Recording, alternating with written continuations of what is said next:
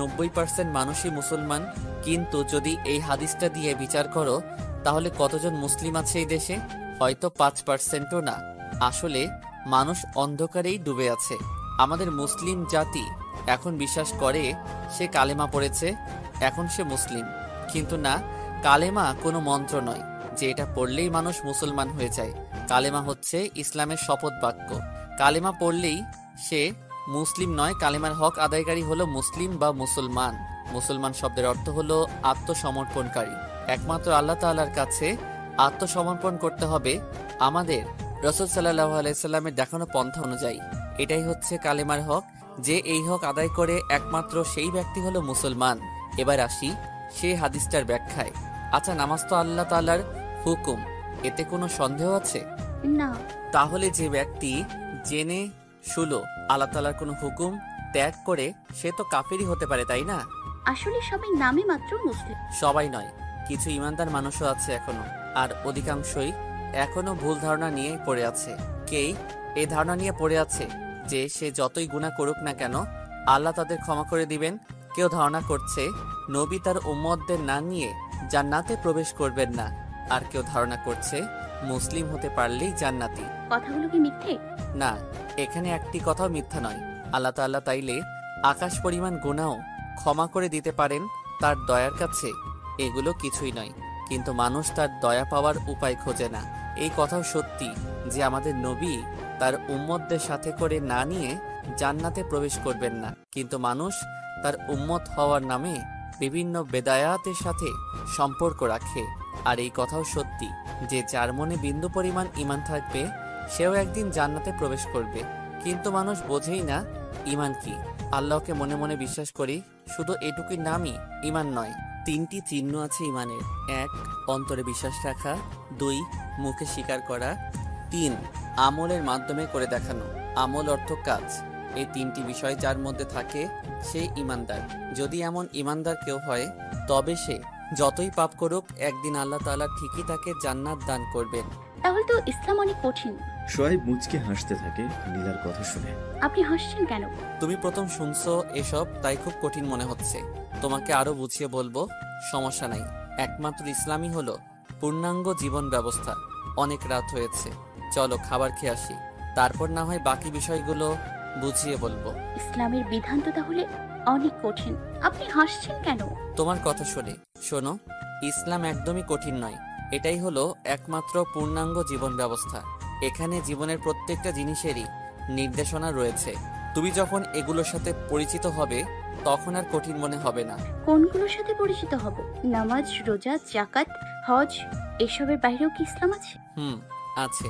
মানুষের জীবনের সব জায়গায় ইসলামের বিধান আছে।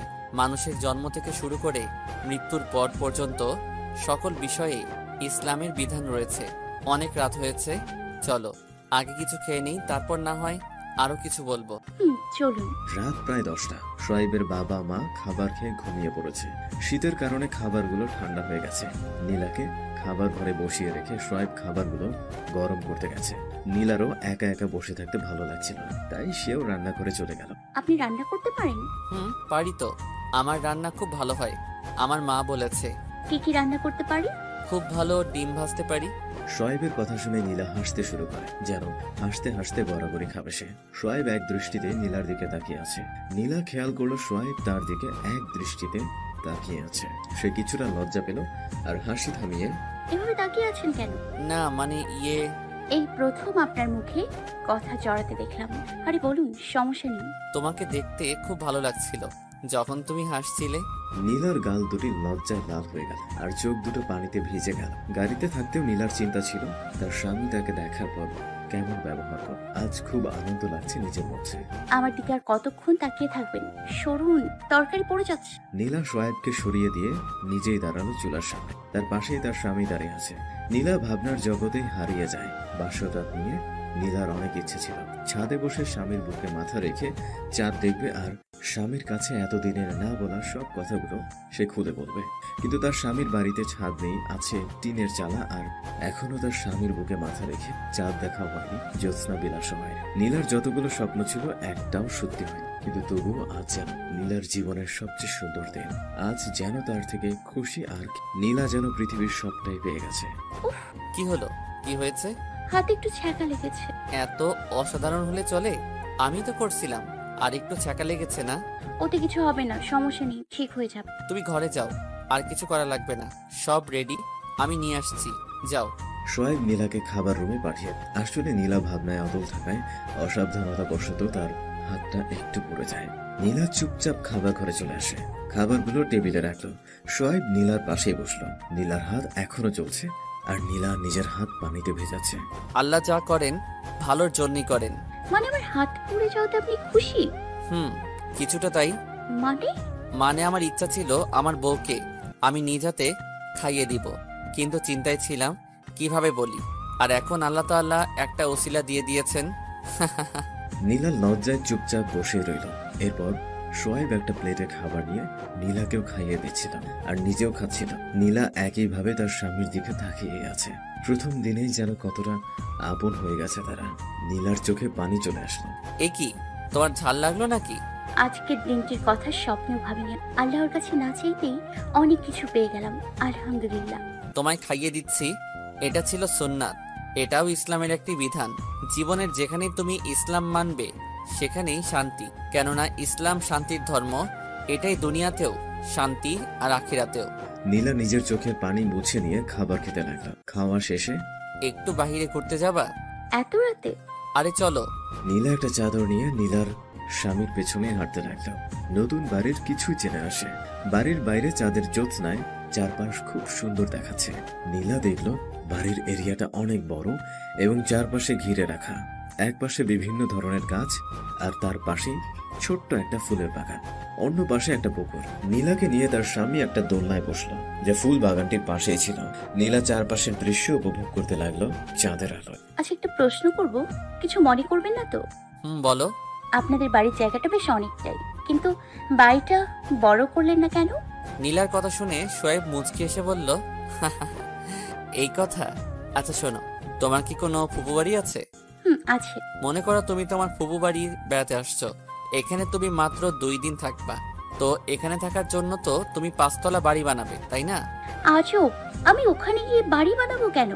ওখানে থাকা নিয়ে তোমার ফুফাতো ভাই বোনের সাথে ঝগড়া করবা, আর বেশি সমস্যা করলে খুনও করবা, তাই না? আপনি কি বলছেন এগুলো? আমি এসব কেন করব? কেন? যখন মানুষের কিছু থাকে না তখন তো সে এগুলাই করে, আর তোমার ফুপু বাড়িতে তো তোমার নিজের কিছুই নেই, তুমি কেন করবে না? আমি আর সেখানে থাকতে পারবো না। আমি কিছুদিন থাকবো, তারপর আবার চলে আসবো। তাই ওখানে এগুলোর কোনো দরকার নেই। নীলা, তুমি বললে যদি কোথাও মেহমান হয়ে যায়, তো সেখানে তোমার কোনো বাড়ি বানানো লাগে না, কোনো সম্পদ বাড়ানো লাগে না, কোনো কিছু নিয়ে কারোর সাথে ঝগড়া করা লাগে না, কারণ আমরা সেখানে কিছুদিন থাকি, তারপর আবার আমাদের আসল ঠিকানায় ফিরে আসি। সেখানে আমাদের মূল উদ্দেশ্য থাকে সময় কাটানোর, আনন্দ করার। তাহলে তোমার কি কখনো মনে হয়নি যে আমরা এই পৃথিবীতে মেহমান? নীলা তার স্বামীর কথা শুনে এক দৃষ্টিতে তার দিকে তাকিয়ে থাকে। একটু চিন্তা করে দেখো তো, কোথায় তারা যাদের পাহাড় পরিমাণ সম্পদ ছিল? কোথায় তারা যারা একসময় বিলাসিত দিন পার করেছে? তারা ওই মাটির নিচেই শুয়ে আছে, যেখানে দরিদ্র, দিনমজুর, কৃষক এবং রাস্তার ফকির মানুষও শুয়ে আছে। মানুষের জীবনের উদ্দেশ্য কখনোই সম্পদ অর্জন নয়, কারণ আজ পর্যন্ত এই সম্পদ তার কোনো কাজেই আসেনি। দুনিয়া আমাদের ঠিকানা নয়, এখানে আমরা মেহমান। আজ আছি তো কাল চলে যাব। তাহলে বলো, কেন আমি সম্পত্তি নিয়ে দৌড়োদৌড়ি, মারামারি, খুন ইত্যাদি কেন করব? আমাদের পিতামাতা আদম হাওয়া তো জান্নাতি ছিলেন। আমরা কেন আমাদের সেই স্থায়ী ঠিকানার পথ অর্থাৎ জান্নাতের পথ খুঁজি না? নীলা তার স্বামীর কথাগুলো মন দিয়ে শুনছিল। আসলে এভাবে তাকে কেউ বোঝায়নি। নীলা যেন অবাক দৃষ্টিতে তার স্বামীর পানে তাকিয়ে আছে। কথা বুঝলেন? না মানে, আমি তো শুধু বাড়ি করার কথা বলছিলাম। এই বাড়ির পেছনে বেশি টাকা খরচ করার মতো বোকামি পৃথিবীতে আর কিছুই নেই। মানে? ধরো 4 জন মানুষের কাছে 5 লাখ করে টাকা আছে। প্রথম জন তার টাকা দিয়ে একটি ব্যবসায়ী প্রতিষ্ঠান তৈরি করলো, দ্বিতীয় জন তার টাকা দিয়ে কিছু জমি ক্রয় করলো চাষ করার জন্য, তৃতীয় জন তার টাকাগুলো একজন গরিব মানুষকে ধার দিল যেন সে কিছু একটা করে খেতে পারে, আর চতুর্থ জন তার সম্পূর্ণ টাকা দিয়েই একটা বড় বাড়ি তৈরি করলো। এবার বলো, এখানে কোনো ব্যক্তিত্বর টাকায় আর কোনো কাজই হবে না। নীলা চিন্তায় পড়ে গেল। আসলে এখানে সব থেকে বাজে কাজটাই হচ্ছে বাড়ির জন্য টাকা ব্যয়। কারণ যে ব্যবসা করছে তার ওখান থেকে কিছু আয় হয়, যে কৃষির জন্য জমি ক্রয় করলো সেটাও তার কাজে আসছে, আর যে অন্যকে ধার দিল সেও একসময় টাকাটা ফেরত পাবে, আর যাকে ধার দিয়েছে সেও জীবিকার জন্য কিছু করতে পারবে। শুধুমাত্র বাড়ি বানানো টাকাটাই আর কোনো কাজে আসবে না। জানো নীলা, আমাদের রাসূল সাল্লাল্লাহু আলাইহি ওয়াসাল্লাম সবচেয়ে বেশি অপছন্দ করতেই বাড়ি বানানোর জন্য অর্থের অপচয়কে। তিনি তৎকালীন রাষ্ট্র পরিচালক ছিলেন, কিন্তু কখনো পাকা বাড়ি তৈরির ইচ্ছাও করেননি। আমি তো তার থেকে অনেক বেশি অপচয় করে ফেলেছি। আমরা দুনিয়ার সম্পদের পিছনে ছুটতে ছুটতে ভুলেই যাই আমাদের স্থায়ী সম্পদগুলোর কথা। আমরা দুনিয়ায় বড় বড় প্রাসাদ তৈরি করতে চাই, কখনো ভাবি না বা ভাবার সময় পাই না কিভাবে জান্নাতে নিজের জন্য একটি প্রাসাদ নির্মাণ করব। হায় আফসোস। আপনি যা বললেন সবই সত্যি, মানুষের শুধু চিন্তারই অভাব। চলো, ঘুম আসছে, অনেক রাত হয়েছে আর খুব ঠান্ডা লাগছে। চলুন। নীলা আর তার স্বামী তাদের ঘরে প্রবেশ করল। ঘরে যাওয়ার পর শোয়েব নীলার হাতে একটা খাম তুলে দেয়। এতে কি আছে? তোমার দেনমোহর, এখন ঘুমাও। আর কোনো প্রশ্ন না, সকালে ফজরের নামাজ মিস হয়ে যেতে পারে। বলেই শোয়েব শুয়ে পড়ল। নীলা শোয়েবের পাশেই শুয়ে পড়ল। রাতে নীলার কানে কার কথার আওয়াজ আসছে। নীলার ঘুম ভেঙে গেল। নীলা কিছুটা ভয় পায়। সে তার স্বামীর দিকে হাত বাড়ায়, কিন্তু স্বামী বিছানায় নেই। নীলার ভয় আরো বেড়ে যায়। নীলা এবার একটু খেয়াল করে শোনার চেষ্টা করে। হ্যাঁ, এটা তার স্বামীর কণ্ঠ, পাশের রুম থেকে আসছে। নীলা মোবাইলের ফ্ল্যাশ নিয়ে পাশের রুমের দিকে গেল। দরজার কাছে এসে বুঝতে পারল তার স্বামী কোরআন তেলাওয়াত করছে। নীলা দরজা আস্তে করে ফাঁকা করলেন। জানালা থেকে আসা চাঁদের আলোয় দেখল তার স্বামী জায়নামাজে দাঁড়িয়ে নামাজে কোরআন তেলাওয়াত করছে। নীলা দরজায় দাঁড়িয়ে তেলাওয়াত শুনছিল। কতক্ষণ দাঁড়িয়েছিল নীলা নিজেও জানে না। আসলে শোয়েবের তেলাওয়াত খুব সুন্দর। শোয়েবের নামাজ শেষে দুই হাত তুলে কাঁদতে শুরু করে দিল। রাব্বুল আলামিন, অসংখ্য নিয়ামত আপনি আমাকে দিয়েছেন, সকল প্রশংসা আপনারই। হে আমার রব, আপনার কাছে চেয়ে কখনোই নিরাশ হইনি আমি। আমায় অন্ধকার থেকে আলোর পথে এনেছেন। আমার পরিবারটাও এখন আপনার দয়ায় আপনার দিনের পথেই আছে। হে আমার রব, কোনো বান্দা আপনার কাছে চাইলে আপনি খুশি হন। হে আমার রব, আপনি আমার স্ত্রীকে দিনদার বানিয়ে দিন, তাকেও আপনার দিনের পথে কবুল করে নিন। আমি তাকে নিয়ে শুধু দুনিয়াতেই নয়, জান্নাতেও একসাথে থাকতে চাই, যে জান্নাত আপনি মুমিন মুত্তাকিদের জন্য রেখেছেন। আমাদেরকে আপনার সে প্রিয় বান্দাদের দলভুক্ত করে নিন। শয়তান ও হিংসাকারীর হিংসা হতে আমাদের রক্ষা করুন। হে আমার রব, আমাদের ধর্ম ধারণের শক্তি দান করুন এবং মুসলমান থাকা অবস্থায় আমাদের মৃত্যু দান করুন। আল্লাহুম্মা আমিন। শোয়েবের মোনাজাত শেষ হতে নীলা কি যেন মনে করে সাথে সাথে বিছানায় গিয়ে ঘুমের অভিনয় করে পড়ে থাকলো। কিছুক্ষণ পরে শোয়েব এসে একটা চেয়ার টেনে নীলার সামনে বসলো। শোয়েব নীলার কপালে আলতো করে একটা চুমু দিল, তারপর বলতে শুরু করলো। জানো, অনেক ইচ্ছা ছিল একটা দিনদার মেয়েকে বিয়ে করার, কিন্তু হয়তো আমার তাকদীরে তুমি লেখা ছিলে।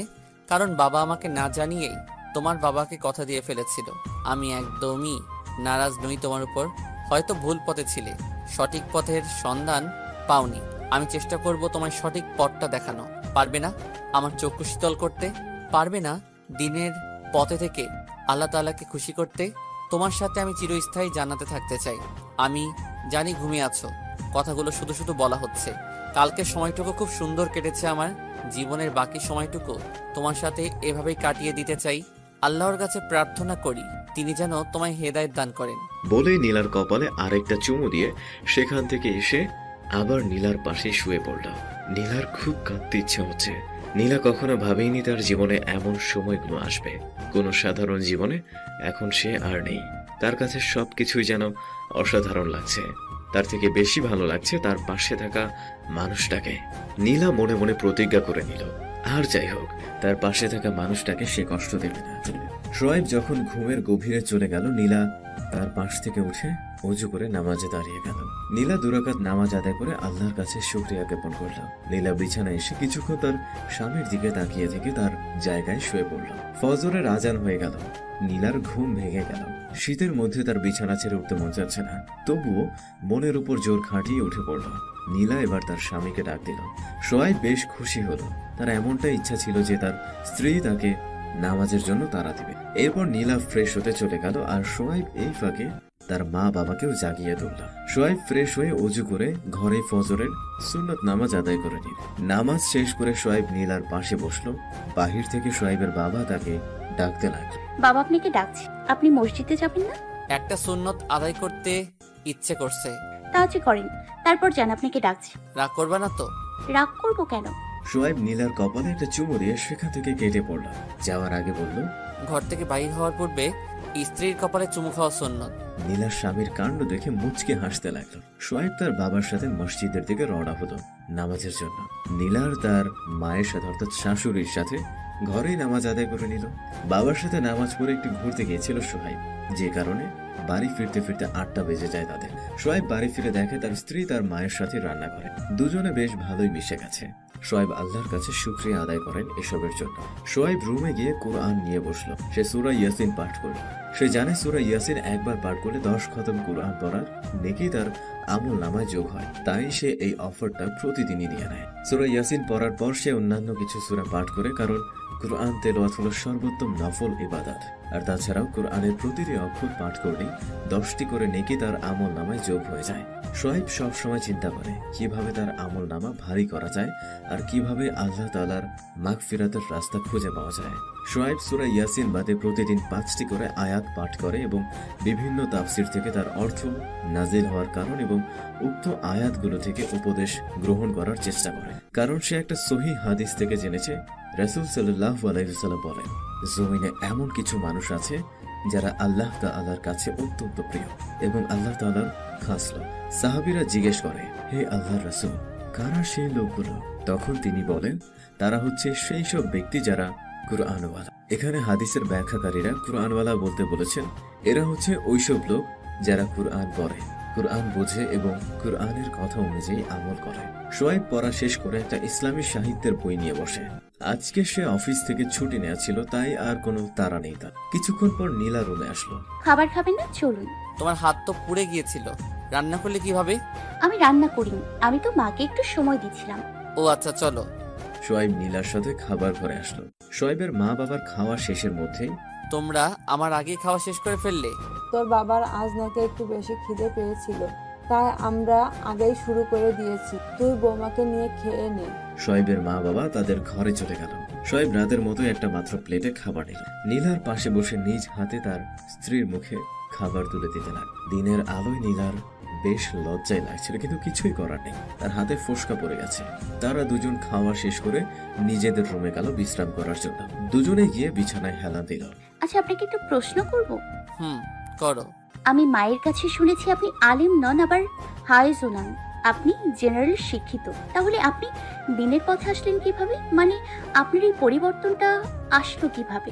খুব জানতে ইচ্ছে হচ্ছে। সোহাইব মুচকি হেসে বলতে শুরু করে, হ্যাঁ, মা ঠিকই বলেছে। আমি আলেম নই, কোনো হাফেজও নই। স্কুল থেকে কলেজ, কলেজ থেকে ভার্সিটি, এগুলোই ছিল আমার শিক্ষা প্রতিষ্ঠান। আল্লাহ তাআলার খাস রহমতি আমায় আজ দিনের পথে এনেছে। না হলে কেউ ভাবতেই পারিনি যে আমার মধ্যে এমন চেঞ্জ আসবে। আমি তখন ইন্টারের স্টুডেন্ট, স্কুলের সবচেয়ে ভালো ছাত্র ছিলাম, শুধু পড়াই না, ব্যবহারেও। তবে ইসলাম সম্পর্কে জানতাম না বললেই হয়, নামে মাত্র মুসলমান ছিলাম। স্কুল লাইফ শেষ করে কলেজ, ইন্টারে অর্ধবার্ষিক পর্যন্ত খুব মজাই করলাম। এবার আর আমি ভালো ছিলাম না, কলেজের সবচেয়ে দুষ্টদের তালিকায় স্থান করে নিয়েছিলাম। পরীক্ষার 2 দিন আগের রাত 1টার আশেপাশে কানে হেডফোন, সাথে গান বাজছে, আর আমি ফেসবুকে হয়তো চ্যাটিং করছিলাম। আমার রুমে আমি একাই থাকতাম, কারণ এতে আমার বেশ সুবিধা হতো রাত জেগে চ্যাটিং করতে। তো জানি না সেদিন ঠিক ওই মুহূর্তে যখন আমার কানে গান বাজছিল এবং আমি চ্যাটিং করছিলাম, তখন আমার মনে হঠাৎ একটা প্রশ্ন এসে টোকা দিল, এখন যদি তুই মারা যাস তোর কি হবে? কিছুক্ষণের জন্যে আমার দুনিয়াটাই থেমে গিয়েছিল। আমার কানও তখন গান বাজছিল, তবু যেন আমি কিছুই শুনছিলাম না।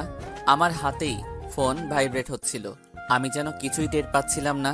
সত্যি তো, যদি মারা যাই তো আমার কি হবে? মা বাবা হয়তো কাঁদবে, তারা হয়তো অনেক কাঁদবে, কিন্তু তারাও আর আমায় তাদের সাথে এই ঘরে রাখবে না। ওই কবরস্থানে আমায় মাটির নিচে রেখে আসবে, যেখান দিয়ে দিনের সময়ও আমার যেতে ভয় করে। তারা আমার শরীর থেকে আমার পছন্দের ডিজাইন করা কাপড়গুলো খুলে নিবে, শুধুমাত্র সাদা কাফন পরিয়ে ওই মাটির নিচে রেখে আসবে। আমি তো কখনো শক্ত বিছানায় ঘুমাইনি। আমার মা বাবা কি কবরেও আমার জন্য নরম বিছানা করে দিবে? না, এমন কখনো তো কেউ করেনি। তার মানে আমাকে শুধু মাটিতেই শুইয়ে রেখে আসবে। আচ্ছা, বৃষ্টি হলে কি কবরের মধ্যে পানি ঢোকে না? মাটির নিচে তো অনেক পোকামাকড় থাকে, সেখানে আমি থাকবো কিভাবে? শুধু এসব কথাই ঘুরতে থাকে আমার মাথায়। এমন সময় মনে পড়ে আমি হয়তো কোনো বক্তার ওয়াজে শুনেছিলাম, নবী করিম সাল্লাল্লাহু আলাইহি ওয়াসাল্লাম বলেন, যারা রাতের বেলায় গান বাজনা শুনে ঘুমায় তারা মারা গেলে তাদের জানাজা দিও না। আর সত্যি তো, আমি যদি এখন মারা যাই তো আমি আমার রবের সামনে কি নিয়ে দাঁড়াবো? আমি তো ধর্ম বইতে পড়েছিলাম হাসরের ময়দানে সবাইকে আল্লাহ তাআলার সামনে দাঁড়াতে হবে। তখন আমি তাকে কি বলবো? তখন আমার কি হবে? হঠাৎ করেই কান থেকে হেডফোন খুলে ফেললাম, আমার ফোন এবং মেমোরি দুটোই ফরম্যাট করে দিলাম। আমার 3 বছরের সংগ্রহ করা গান ছিল যা আমি কখনোই ডিলিট করতে চাইনি। সে সময় মুহূর্তের মধ্যে সব ফরম্যাট করে দিলাম। একটু কিছু মনে হলো না, ফোনটা অফ করে দিলাম। সেদিন রাতে আর ঘুমাতে পারিনি, খুব ভয় করছিল সেদিন। বারবার শুধু একটাই প্রশ্ন ভাসছিল আমার মনে, যদি মরে যাই, যদি মরে যাই। আল্লাহর কাছে খুব করে মাপ চাইছিলাম। চোখ থেকে নিজের অজান্তেই পানি বের হচ্ছিল, বালিশটাও ভিজে গিয়েছিল। সেদিন এত কান্না করেছিলাম সেই রাতে, অনেক ভয় করছিল আর মনে হচ্ছিল এটাই হয়তো আমার জীবনের শেষ রাত। একটিবারের জন্যেও সেই রাতে ঘুমানোর চেষ্টা করিনি। এইভাবেই ফজরের আজান চলে আসলো কানে। আমি আগে কখনোই রাতে বাড়িতে বেড়ানোর সাহস পেতাম না। সেই আমি ওই ভোর রাতেই একাই উজু করে মসজিদের পথে ছুটেছিলাম। আল্লাহ আপনাকে একবার সতর্ক করে দিলেন হয়তো। জানো নীলা, সেদিন শুধু ওইটুকুই ছিল না আমার জন্য। ফজরের নামাজ শেষে বাড়ি আসছি, এমন সময় মসজিদের মাইক থেকে অ্যালার্ম হলো, আমাদের পাশের বাড়ির এক মহিলা গতকাল রাত 1টার দিকে ইন্তেকাল করেছে। আমি গিয়েছিলাম তার দাফনে। বিশ্বাস করো, সেই দিনই প্রথম কোনো কবরে মাটি দিতে গিয়ে আমার হাত কেঁপেছিল। আমি এর আগেও অনেক দাফন কাজে গিয়েছি, অনেক আগ্রহ নিয়ে গেছি, কিন্তু সেই দিনের অভিজ্ঞতা অনেক ভিন্ন ছিল। এরপর থেকেই আমি দিনের জ্ঞান সংগ্রহ করতে থাকি এবং নিজেকে এবং নিজের পরিবারকে এই পথে আনার চেষ্টা করি। আল্লাহ তাআলা আমাকে এবং আমার পরিবারকে তার দিনের পথে কবুল করে নেন। সত্যি, মানুষ যদি শুধুমাত্র একটি বার তার মৃত্যুর কথা ভাবতো তাহলে হয়তো সে এমন বেদিন হতে পারত না। আমাদের রাসূল সাল্লাল্লাহু আলাইহি ওয়াসাল্লাম বলেছেন, বেশি বেশি ইস্তেগফার করো আর দিনে একটিবারের জন্য হলেও কবর জিয়ারত করো। সত্যি, মানুষ যদি 5টি মিনিট কোনো কবরের পাশে গিয়ে দাঁড়িয়ে চিন্তা করত যে তার পরিণতিও একদিন এমনটাই হবে, তবে সে হয়তো আর ভুল পথে চলতো না। আসলে নীলা জানো, সাধারণ মানুষদের বেশি দোষ দেওয়া যায় না। আমাদের সমাজের কিছু ভণ্ড পীর তাদের এমন পথভ্রষ্ট বানিয়ে রেখেছে। তাহলে কি মানুষ পীরদের কাছে যাবে না? না, পীর খারাপ না। পীর হচ্ছেন শিক্ষক বা অভিভাবক। ইসলাম জানতে হলে, ইসলামের বিধিবিধান জানতে হলে তোমাকে একমাত্র কোরআনের কাছে আসতে হবে, পীরদের কাছ থেকে নয়। আমি বলছি না যে পীর দরকার নেই, অবশ্যই কিছু জ্ঞানী মানুষের দরকার আছে। যেমন কোরআনে বলা হয়েছে নামাজের কথা, কিন্তু এটা নেই যে কিভাবে নামাজ আদায় করতে হবে। নামাজ আদায়ের প্রক্রিয়া জানতে হলে তোমাকে কোনো ভালো আলেমের কাছে যেতে হবে, আর তুমি যার কাছ থেকে এগুলো শিখবে সেই হচ্ছে তোমার পীর, অর্থাৎ অভিভাবক।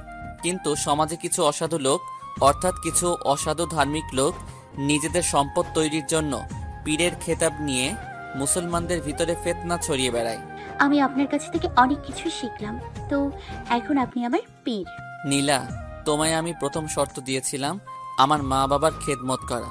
মাশাআল্লাহ, আজ তোমাকে মায়ের সাথে রান্নাঘরে সময় দিতে দেখে খুব ভালো লাগলো। তোমার দ্বিতীয় যে শর্তটা দিয়েছিলাম তা হলো এই যে তুমি কখনো চাকরি করার ইচ্ছা করতে পারবে না, অন্তত আমি যতদিন আল্লাহর রহমতে সুস্থ আছি, কারণ এতে তোমার পর্দার সমস্যা হতে পারে। মানে একটা কথা বলবো, দয়া করে রাগ করবেন না, আমি শুধুই জানার জন্য বলবো। বলো।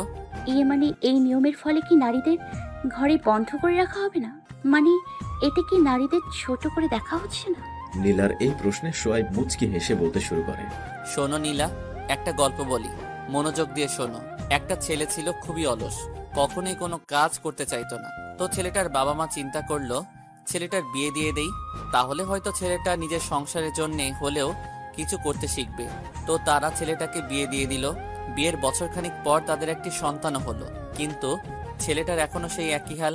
ছেলেটার বাবা মা এবার চিন্তা করলো যে তারা তাদের টাকা পয়সা সবকিছু নিয়ে কিছুদিনের জন্যে এখান থেকে চলে যাবে। তারা তাই করলো। তখন সেই অলস ছেলেটা পড়ে গেল বিপদে। খাবারের জন্যে তো তাকে কাজ করতেই হবে। তো এইবার কষ্ট করে হলেও সে কাজ করতে আরম্ভ করে দিল। কিন্তু এত কষ্ট করতে তার আর ভালো লাগছে না। তার মনে মনে একটা বুদ্ধি বের করলো। সে প্রতিদিন কাজ থেকে ফিরে বউয়ের সাথে গল্প করে। জানিস বউ, আজকে কাজ শেষ করে অন্যদের সাথে বেশ ভালোই গল্প করলাম। পরদিন এসে, জানিস বউ, কাজে যেতে এখন আলাদা একটা মজা লাগে। আরেকদিন, জানিস বউ, বাহিরের দুনিয়াটা দারুণ মজার। তুই তো সারাদিন ঘরেই বসে থাকিস, এসবের তুই কিছুই জানি না। ছেলেটার বউয়ের মনে আগ্রহ তৈরি হয় বাহিরের সমাজ সম্পর্কে জানার। তখন তার মনে বলে, বাহিরের সমাজটা অনেক মজার, তুই তো সারাদিন ঘরেই বসে থাকিস, তুই কিছুই জানিস না। এভাবেই নারীদের রাস্তায় নামিয়েছে কিছু অলস মানুষ। কোনো নারীর মাথায় একা একাই এই ভূত চাপেনি। বাহিরের দুনিয়া একদমই মজার না, এখানে পরিশ্রম করে উপার্জন করতে হয়। ইসলাম নারীকে ঘরে বন্ধ করে রাখেনি, ইসলাম নারীকে রাজরানী করে রেখেছে। ইসলাম নারীকে সংসার চালানোর জন্য জমি চাষ করতে বলেনি, এই দায়িত্ব পুরুষদের দিয়েছে। ইসলাম বলে, স্ত্রীর কাছে যদি অনেক পরিমাণে সম্পদ থাকে আর স্বামী যদি ফকির হয়, তবুও স্ত্রী তাদের সংসারের বোঝা টানতে বাধ্য নয়। এই বোঝা ওই স্বামীকেই টানতে হবে। আমি বলছি না যে মেয়েরা সংসারের জন্য খরচ করতে পারবে না, আমি বলছি যে কোনো নারী তার সংসারের জন্য খরচ করতে বাধ্য নয়, তবে সে চাইলে করতে পারে। ইসলাম তোমাদের স্বাধীনতা দিয়েছে, ঘরে বন্ধ করে রাখেনি। এই ধারণাগুলো সমাজের ওইসব কাপুরুষের দেওয়া, যারা নিজের স্ত্রীর পরিশ্রমে লালিত হতে চায়। আর বর্তমানে নারীদের মনেও ওই একটি কথাই আছে, আর তা হলো বাহিরের দুনিয়া অনেক মজার। আচ্ছা, এটা তো বুঝলাম, এবার পর্দার বিষয়টা একটু বলুন না। তার মানে কি মহিলাদের জন্য চাকরি করা হারাম? আমি বলিনি যে মহিলাদের জন্য চাকরি করা হারাম। অবশ্যই মহিলারা চাকরি করতে পারবে, তবে দুটি শর্ত অবশ্যই মানতে হবে। এক, স্বামীর অনুমতি অবশ্যই থাকতে হবে। দুই, কোনোভাবে যেন ফরজ পর্দা ছুটে না যায়। এই দুইটি শর্ত ঠিক থাকলে যে কোনো মহিলাই চাকরি করতে পারবে। আচ্ছা, এখানে চাকরির বিষয়টা তো ক্লিয়ার হলাম, এবার একটু পর্দার সম্পর্কে বলুন না প্লিজ। পর্দা আল্লাহ তাআলার পক্ষ হতে ফরজ, এবং পর্দার আইন পুরুষ এবং মহিলা উভয়ের জন্যই। পুরুষদেরও পর্দা করতে হয়? পুরুষদেরও পর্দার বিধান আছে। পুরুষদের প্রধান আইন হলো সতর, অর্থাৎ নাভি থেকে হাঁটুর নিচ পর্যন্ত ঢাকা থাকতে হবে। আর যারা প্রকৃত ঈমানের দাবি করে তারা নিজেদের চোখের পর্দা অবশ্যই করবে। নারীদের পর্দা? নারীদের শুধু মুখ, সমস্ত মাথা নয়, শুধু মুখ, হাতের পাতা থেকে কবজি পর্যন্ত আর পায়ের পাতা থেকে টাকনু পর্যন্তই প্রকাশ করতে পারবে। আর বাকি সবটুকুই তার সতর। বাড়ির বাহিরে যেতে হলে নারীকে তার সমস্ত শরীর, এমনকি মুখমণ্ডলও আবৃত করে রাখতে হবে। এটাই নারীদের পর্দা। এবং যারা মুমিনা দাবি করেন, অবশ্যই নিজের চক্ষুকে হেফাজত করতে হবে। নারীদের ক্ষেত্রে এত কঠোরতা কেন? সোহাইব মুচকে হেসে বলে, শোনো, এটাও তোমায় বলছি, পুরুষরা বিভিন্ন ক্ষেত্রে পরিশ্রম করে, আর তাদের শরীরে প্রকাশ্যমান শুধুমাত্র এমন অংশটুকুই তারা প্রকাশ করে। আর একটা কথা জানো নীলা, এই পর্দায় নারীদের সম্মান বৃদ্ধি করেছে। সেটা কিভাবে? তোমার মায়ের সবচেয়ে দামি গলার হারটা এবং তোমাদের টাকাগুলো কোথায় রেখেছে? কেন? বলো, তারপর বলছি। লকারি। লকার কোথায় রাখা? আলমারিতে। আলমারি কি বাড়ির ভিতরে না বাহিরে? অবশ্যই বাড়ির ভেতরে। বাড়ির বাহিরে চারপাশে প্রাচীর দেওয়া আছে? হ্যাঁ আছে। তোমাদের বাড়িতে সিকিউরিটি গার্ড আছে? হ্যাঁ আছে, কিন্তু আপনি এগুলো কেন জিজ্ঞেস করছেন? দেখো নীলা, টাকা পয়সা, গহনা, এগুলো হচ্ছে বস্তু, কিন্তু শুধুমাত্র এই বস্তুগুলোর জন্য তোমরা কতগুলো সিকিউরিটি রেখেছো? লকার, আলমারি, পাকা বাড়ি, চারপাশে প্রাচীর, তারপর আবার সিকিউরিটি। তো তুমি কি আমার কাছে এর থেকেও সস্তা যে তোমার জন্য কোনো সিকিউরিটি রাখবো না? রাসূল সাল্লাল্লাহু আলাইহি ওয়াসাল্লাম বলেন, নেককার স্ত্রী হচ্ছে মুমিনের সবচেয়ে বড় সম্পদ। তো এবার বলো নীলা, আমি কি আমার এত বড় সম্পদটার জন্য কোনো নিরাপত্তা রাখবো না? পর্দাটাই হচ্ছে তোমার জন্য আল্লাহ তাআলার পক্ষ থেকে সেই নিরাপত্তা বেষ্টনী। নীলা, খেয়াল করে দেখো, কোনো পর্দাশীল মেয়েকে রাস্তার বখাটেরা বাজে কথা বলে না, তাদের উপর কারো লোলুপ দৃষ্টি পড়ে না। পর্দাশীল মেয়েদের ইফটিজিং এর শিকার হতে হয় না, উল্টো পর্দাশীল মেয়েকে সমাজ সম্মানের চোখে দেখে। এখানে একটা ঘটনা বলি নীলা। বলুন। তুমি কি কখনো কচ্ছপ দেখেছো? হ্যাঁ দেখেছি। দেখো নীলা, কচ্ছপের শরীরে আল্লাহ তাআলা কত শক্ত একটা বেষ্টনী দিয়ে রেখেছেন, আর কচ্ছপ যত চেষ্টা করুক তার থেকে বেরিয়ে আসতে পারে না। কিন্তু আসল কথা কি জানো নীলা, কচ্ছপটাকে আবৃত করে রাখা ওই শক্ত খোলসটাকে নিজের জেলখানা মনে করে না, কারণ সে জানে আল্লাহ তাআলাই ওই শক্ত আবরণটা দিয়েই তাকে অনেক বিপদ থেকে রক্ষা করে। তারা ওটাকে নিজের সিকিউরিটি মনে করে, নিজের জেলখানা নয়। পর্দাও তদ্রূপ মেয়েদের সিকিউরিটি, এটা তোমাদের উপর অবিচার নয়। আল্লাহ তাআলা কখনোই কারোর সাথে অবিচার করেন না, তিনি সবকিছু সব থেকে ভালো বোঝেন। সুতরাং তার প্রদত্ত সকল আইন নিঃসন্দেহে আমাদের মঙ্গলের জন্যই। স্বামীর কথায় নীলার চোখ খুলে যায়। আসলে কথাগুলো সত্যি। নীলা মনে মনে প্রতিজ্ঞা করে যতই কষ্ট হোক নিজেকে সব সময় পর্দায় রাখবে। এরপর সোয়াইব আর নীলা আরো কিছুক্ষণ কথা বলে তারপর সোয়াইব বসে একটু লেখালেখি করতে আর নীলা চলে যায় তার শ্বশুর শাশুড়ির সাথে কিছুক্ষণ সময় কাটাতে। দেখতে দেখতেই দুপুর হয়ে যায়। সোয়াইব ও তার বাবা গোসল করে মসজিদের উদ্দেশ্যে রওনা হয়। নীলা এবং তার মা অর্থাৎ শাশুড়িকে সে মা বলেই ডাকে, তাই মা বলতেই ব্যবহার করা হয়েছে। তো যাই হোক, নীলা এবং তার মা বাড়িতে নামাজ আদায় করে নেয়। নামাজ আদায়ের শেষ নীলা এবং তার মা বসে থাকে। সোয়াইব এবং তার বাবা মসজিদ থেকে ফিরলে তারা টেবিলে খাবার নিয়ে আসে। সো এখানে আরেকটা কথা আপনাদের জানা উচিত যে খাবার সাজিয়ে আরেকজনের জন্য অপেক্ষা করা ঠিক নয়। সবাই আসলে তারপর খাবার সাজানোই সুন্নত। এটা মনে করে দুপুরে খেয়ে সবাই একটু ঘুমোতে যায়, কেননা রাতে তাহাজ্জুদ পড়তে হবে। নীলা তার স্বামীর সাথে ঘুমিয়ে পড়ে। আসরের কিছুক্ষণ আগে সবাই উঠে যায়। আসরের নামাজ শেষ করে নীলা বাড়ির পেছন দিকটায় আসে, যেখানে দোলনা আছে, অর্থাৎ গত রাত স্বামীর রাতে যেখানে বসে আকাশের দিকে তাকিয়ে কিছু সময় কাটিয়েছিল সে। বাইরে এসে নীলা মুগ্ধ হয়ে যায়। খুব সুন্দর পরিবেশ, চারপাশে বিভিন্ন রকমের ফুল গাছ, তার মধ্যে দিয়ে একটা রাস্তা, আর রাস্তার শেষ মাথায় সেই দোলনাটি। রাতের বেলায় নীলা বুঝতে পেরেছিল যে চারপাশে অনেক ফুল গাছ রয়েছে, কিন্তু জায়গাটা যে এত সুন্দর হবে চিন্তা করেনি সে। বাড়ির চারপাশটা ঘুরে দেখে নীলা তার বাবা মায়ের বাড়ির পেছনেও একই ধরনের ফুলের বাগান করা, বাড়ির অন্য পাশে কিছু ফল গাছ লাগানো। বাড়ির এই সুন্দর পরিবেশ উপভোগ করতে করতেই সন্ধ্যা হয়ে যায়। মাগরিবের আজান হলে নীলা আর তার মা নামাজ আদায় করে রান্নাঘরে যান। রাত 10টা। নীলা আর তার স্বামী বাড়ির পেছনে সেই দোলনাতে বসা। আপনি কি এখানে প্রতিদিনই আসেন? কেন? এতদিন এখানে বসে আমার স্ত্রীর কথা ভাবতাম, আর এখন এখানে আসি আমার স্ত্রীর সাথে কিছুটা সময় কাটানোর জন্য। নীলা খেয়াল করলো তার স্বামীর গায়ে কোনো চাদর নেই, আর সে শীতে কাঁপছে। আপনি চাদরের ভেতরে আসেন। বলেই নীলা তার চাদরের একটা পাশ তার স্বামীর শরীরে জড়িয়ে নেয়। চাদরটি ছোট হওয়ায় সোয়েব নীলার দিকে এগিয়ে বসে। নীলা আজ তার একটা ইচ্ছাকে আর চেপে রাখতে পারল না। নীলা সোয়েবের বুকের উপর নিজের মাথা রেখে তার উপর নিজের ভর ছেড়ে দিয়ে বসল। সোয়েব এক হাত দিয়ে স্ত্রীকে নিজের মাঝে আঁকড়ে নিল। নীলার অনেক ভালো লাগছে। এখন সে সোয়েবকে খুব ভালোবাসতে শুরু করেছে। তার উপর পূর্ণ আস্থা রাখে নীলা, তাকে অনেক বিশ্বাস করে সে। আর নীলা তার স্বামীকে প্রচন্ড সম্মান করে। নীলার ইচ্ছা এই বুকটা দিয়ে সে তার দুনিয়ার জীবনটা পার করে দেবে। নীলা হঠাৎ খেয়াল করলো তার মুখের উপর ফোঁটা ফোঁটা পানি পড়ছে। নীলা লক্ষ্য করে দেখলো পানি তার স্বামীর চোখ থেকে ঝরছে। আপনি কাঁদছেন? স্কুল লাইফের কথা মনে পড়ছে, তখনকার চিন্তাগুলো কথা মনে পড়ছে। সত্যি তখন আল্লাহ আমায় বাঁচিয়ে নিয়েছিলেন। আমাকে আপনি সবকিছু খুলে বলুন। এতদিন খুব কষ্ট হয়েছিল আমার। খুব ইচ্ছা করত আমারও একটা গার্লফ্রেন্ড থাকবে, যে আমার খেয়াল রাখবে, আমাকে সময় দিবে, আর আমার খুব খেয়াল রাখবে। তো কারোর সাথে প্রেম করেনি কেন? আপনি দেখতে অনেক সুন্দর। আর তাছাড়া প্রেম ভালোবাসা তো পবিত্র, শুধু শারীরিক সম্পর্কে না জড়ালেই হলো। নীলার কথা শুনে সোয়েব নীলার দিকে তাকিয়ে মুচকি হাসি দিয়ে বলতে শুরু করল। এটা অবশ্য ঠিক যে ভালোবাসা পবিত্র, কিন্তু বিবাহের আগে একটা ছেলে ও একটা মেয়ের মধ্যে যা হয় সেটা হলো জিনা। কি বলছেন? জিনা কেন হবে? তারা যদি কোনো পাপ না করে? বৈবাহিক সম্পর্ক ছাড়া তারা একে অপরের কাছে গিয়েছে, এটাই তাদের পাপ।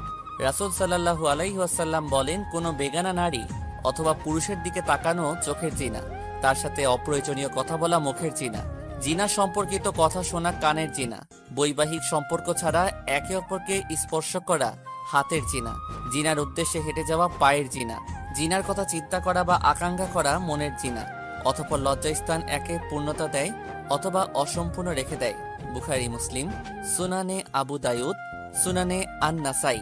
আল্লাহ তাআলা জিনা নিষিদ্ধ করেছেন। তিনি বলেন, তোমরা জিনার ধারের কাছেও যেও না, কেননা তা অত্যন্ত নির্লজ্জ এবং খারাপ কাজ। বনি ইসরাইল, আয়াত 32। জিনার শাস্তি কি হবে জানো নীলা?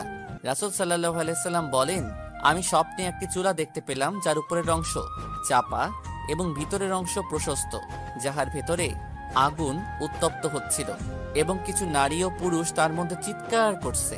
আগুন যখন উপরে উঠে আসছিল তখন তারাও উপরে উঠে আসছিল, আর আগুন যখন স্তিমিত হয় তখন তারা আবারও নিচে চলে যায়। সেখানে সর্বদাই তাদের সাথে এরূপ হচ্ছিল। আমি জিব্রাইল আলাইহিস সালামকে জিজ্ঞেস করেছিলাম, এরা কারা? জিবরাইল আলাইহিসসালাম বললেন, এরা হচ্ছে সেই সব নারী পুরুষ যারা অবৈধ জিনায় লিপ্ত হইয়াছিল। জানো নীলা, জিনাকারীদের লজ্জাস্থান থেকে এত পরিমাণে দুর্গন্ধ বের হবে যে জাহান্নামের সকল মানুষ তা থেকে অতিষ্ঠ হয়ে উঠবে। এত বড় গুনাহ থেকে বাঁচার উপায়? মজবুত ঈমান। ঈমানের দুর্বলতার কারণে মানুষ বিভিন্ন অপরাধে লিপ্ত হইয়া থাকে। আর কেউ যদি তার নফসে বিরুদ্ধে অবিচার করেই ফেলে, তবে সে যেন আল্লাহর কাছে ক্ষমা প্রার্থনা করে এবং খাঁটি তওবা করে। আর ঈমান মজবুত করার জন্য প্রতিদিন অন্তত একবার হলেও যেন নিজের মৃত্যুর কথা চিন্তা করে, কারণ এটাই তার জীবনের সবচেয়ে সত্য এবং নিশ্চিত সত্য। নীলা চুপচাপ তার স্বামীর বুকে মাথা রেখে কাঁদতে থাকে। সোয়েব তার বুকে কম্পন অনুভব করে। সে নীলার দিকে খেয়াল করে দেখে নীলা কাঁদছে। এ কি, তুমি কাঁদছো কেন? কিছু সত্য বলবো, রাগ করবে না তো? না, রাগ কেন করব, তুমি বলো। জানেন, কলেজ লাইফে একটা ছেলেকে খুব ভালো লাগতো। শয়তানের ধোকায় পড়ে অনেক সময়ই তার সাথে কাটিয়েছি। আল্লাহ কি এখন আমায় ক্ষমা করবেন? তুমি কি তাওবা করেছো? আমি আল্লাহর কাছে ক্ষমা প্রার্থনা করেছি। শোনো, আমার আদরের বউ, তওবা মানে শুধু ক্ষমা প্রার্থনা করা নয়। তাওবা আরবি শব্দ, যার অর্থ ফিরে আসা। অর্থাৎ কোনো গুনাহ করার পর সেই পথ থেকে ফিরে এসে সেই কাজটাকে মন থেকে ঘৃণা করা এবং তারপর আল্লাহ তাআলার করে তোমার হয়ে যাওয়া অপরাধের জন্য মন থেকে ক্ষমা প্রার্থনা করা, আর তাকে কথা দিতে হবে যে তুমি আর উক্ত কাজটি করবে না। এই পদ্ধতিটির নামই হলো ফিরে আসা, অর্থাৎ তাওবা। আর এটাও জেনে রাখো, আল্লাহ তাআলা তাওবাকারীদের পছন্দ করেন। আচ্ছা, একটা প্রশ্ন করব, দয়া করে সত্য কথাটা বলবেন। বলো। আমি দেখতে এতটাই খারাপ যে কলেজের কোনো ছেলে আমার সাথে সম্পর্কেই জড়াতে চাইতো না, কিন্তু সেই আমাকে আপনি হাসি মুখে মেনে নিলেন কিভাবে? আর এতটা ভালোবেসে বুকে আগলে রাখছেন কিভাবে? সোয়েব নীলার কপালে একটা চুমু খেয়ে বলতে শুরু করে, তুমি একদমই দেখতে খারাপ নাও। অন্যরা কি দেখে দেখো, কিন্তু তুমি আমার কাছে অনেক সুন্দর। আমি আশা করি আমার স্ত্রী একজন জান্নাতি মহিলা, আর জান্নাতীরা কখনোই কুৎসিত নয়। আল্লাহ তাআলা বলেন, নিশ্চয়ই আমি মানুষদেরকে সুন্দর অবয়বে সৃষ্টি করেছি। সূরা ৩ আয়াত ৪, যেখানে আল্লাহ বলেন তিনি তোমাকে সুন্দর করে সৃষ্টি করেছেন, সেখানে মানুষের কথার কোনো দামই নাই। এভাবে কি সবসময় আমার পাশে থাকবেন? আল্লাহ যতদিন রাখবেন ততদিন তো অবশ্যই থাকবো।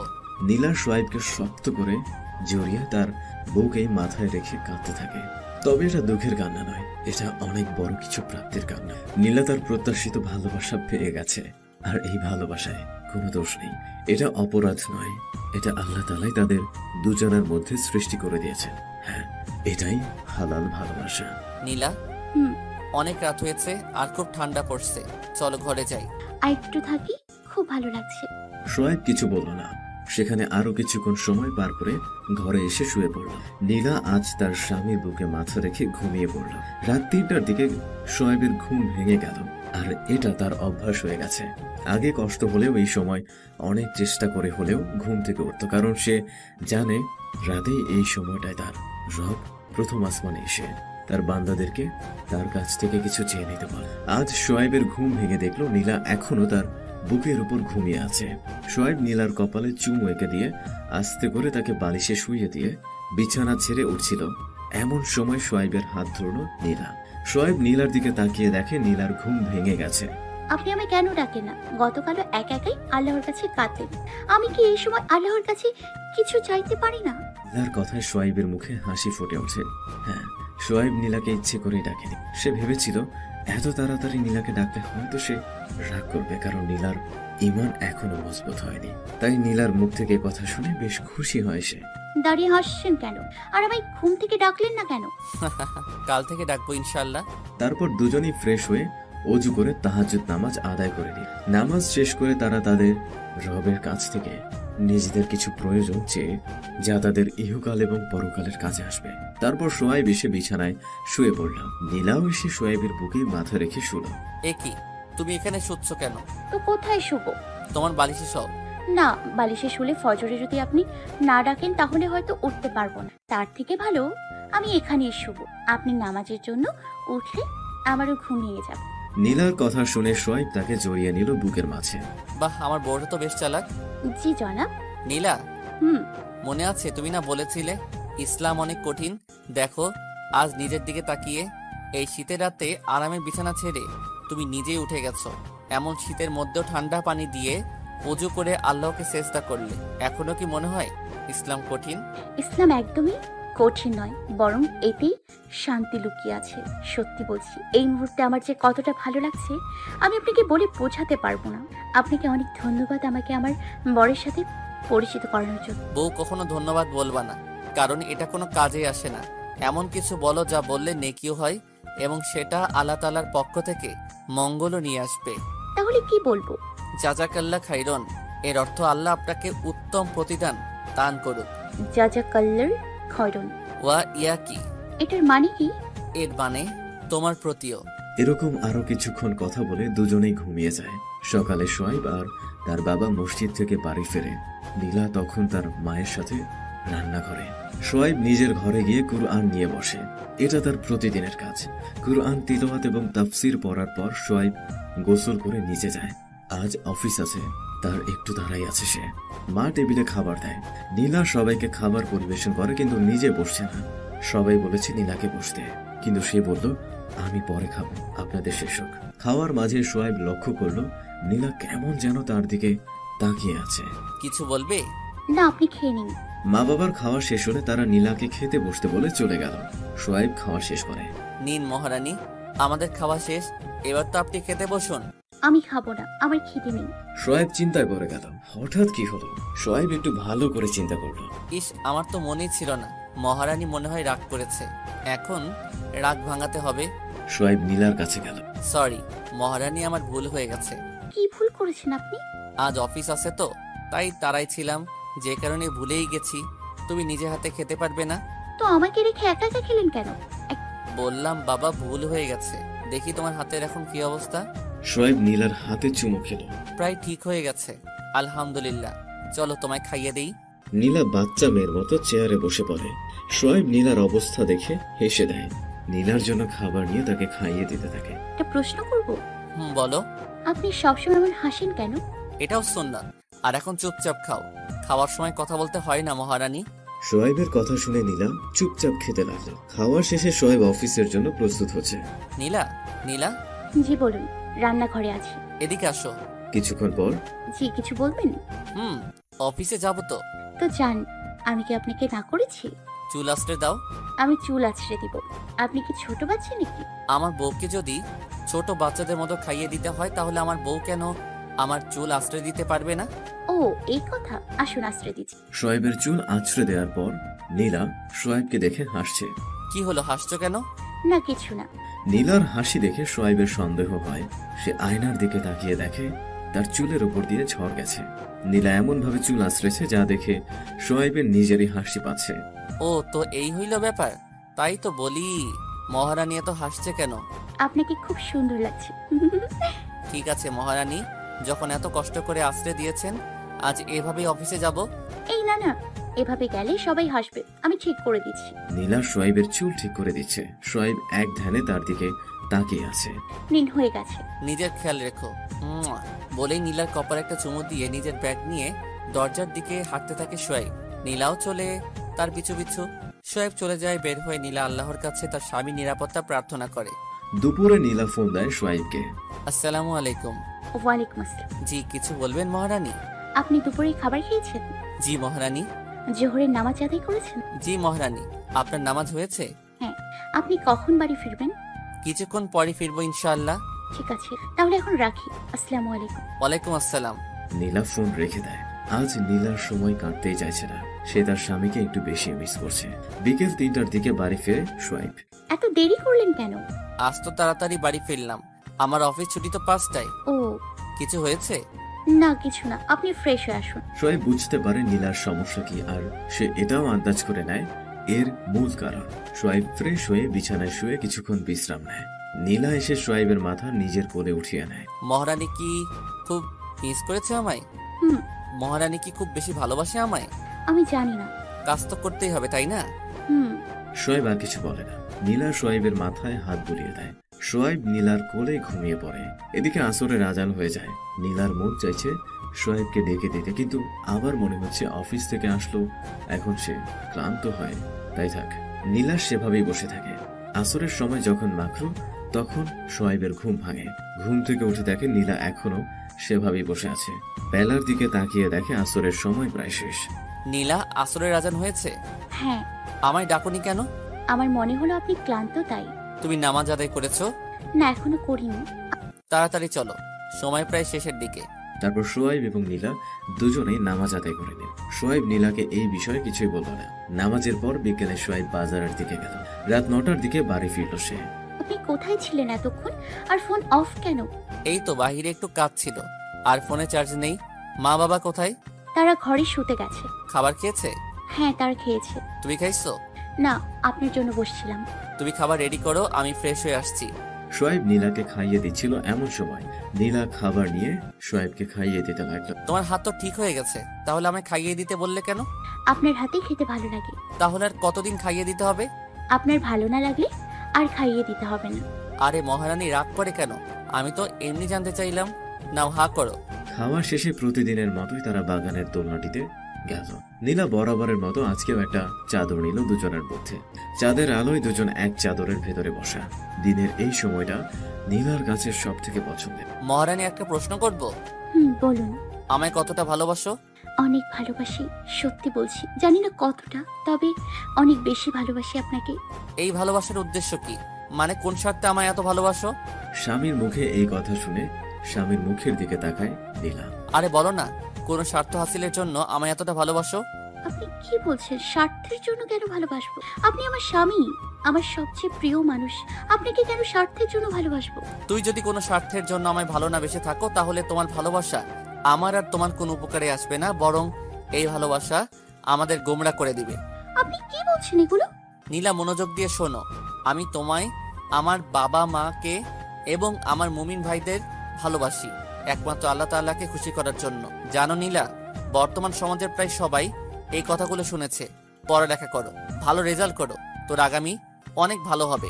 বুড়ো বয়সে কষ্ট করতে হবে না। এখন পড়ালেখা না করলে অনেক আফসোস করতে হবে। কষ্ট করে জীবন পার করতে হবে, না খেয়ে মরতে হবে। এই কথাগুলো আমাদের সমাজের প্রত্যেকটা ছাত্রই শুনে থাকে, তার মা বাবার কাছ থেকে, আপনজনদের কাছ থেকে। তারা ছেলেটির ভালো চায়, তাই এই কথাগুলো বলে। তারা ছেলেটাকে ভালোবাসে, কিন্তু এই ভালোবাসা নিঃস্বার্থ, যার পিছনে তাদের কোনো স্বার্থ নাই। এখন তাদের উপদেশগুলোর দিকে লক্ষ্য করে দেখো, উপদেশগুলোর কতটুকু কাজে আসছে। তাদের উপদেশগুলো যদি ওই ছেলেটা মেনেও নেয়, তবে তাদের কতটা উপকার হচ্ছে। কেউ যদি ওই ছেলেটাকে একমাত্র আল্লাহ তাআলাকে খুশি করার উদ্দেশ্যে ভালোবাসে, বলতো, ভাই নামাজ পড়, তোর সেই রবকে চিনে নে যে তোকে এমন অবস্থা থেকে সৃষ্টি করেছে যখন তোর কোনো চিহ্নই ছিল না। আবার একদিন এমন সময় আসবে যখন তোর কোনো চিহ্নই থাকবে না এই সমাজে।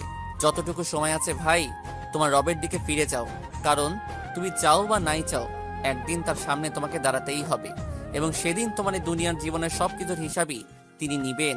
এই উপদেশের পর যদি ওই ছেলেটি একটিও আমল করত, তবে ওই আমলের সমপরিমাণ নেকি ওই উপদেশদাতার আমল নামায়ও যোগ হতো।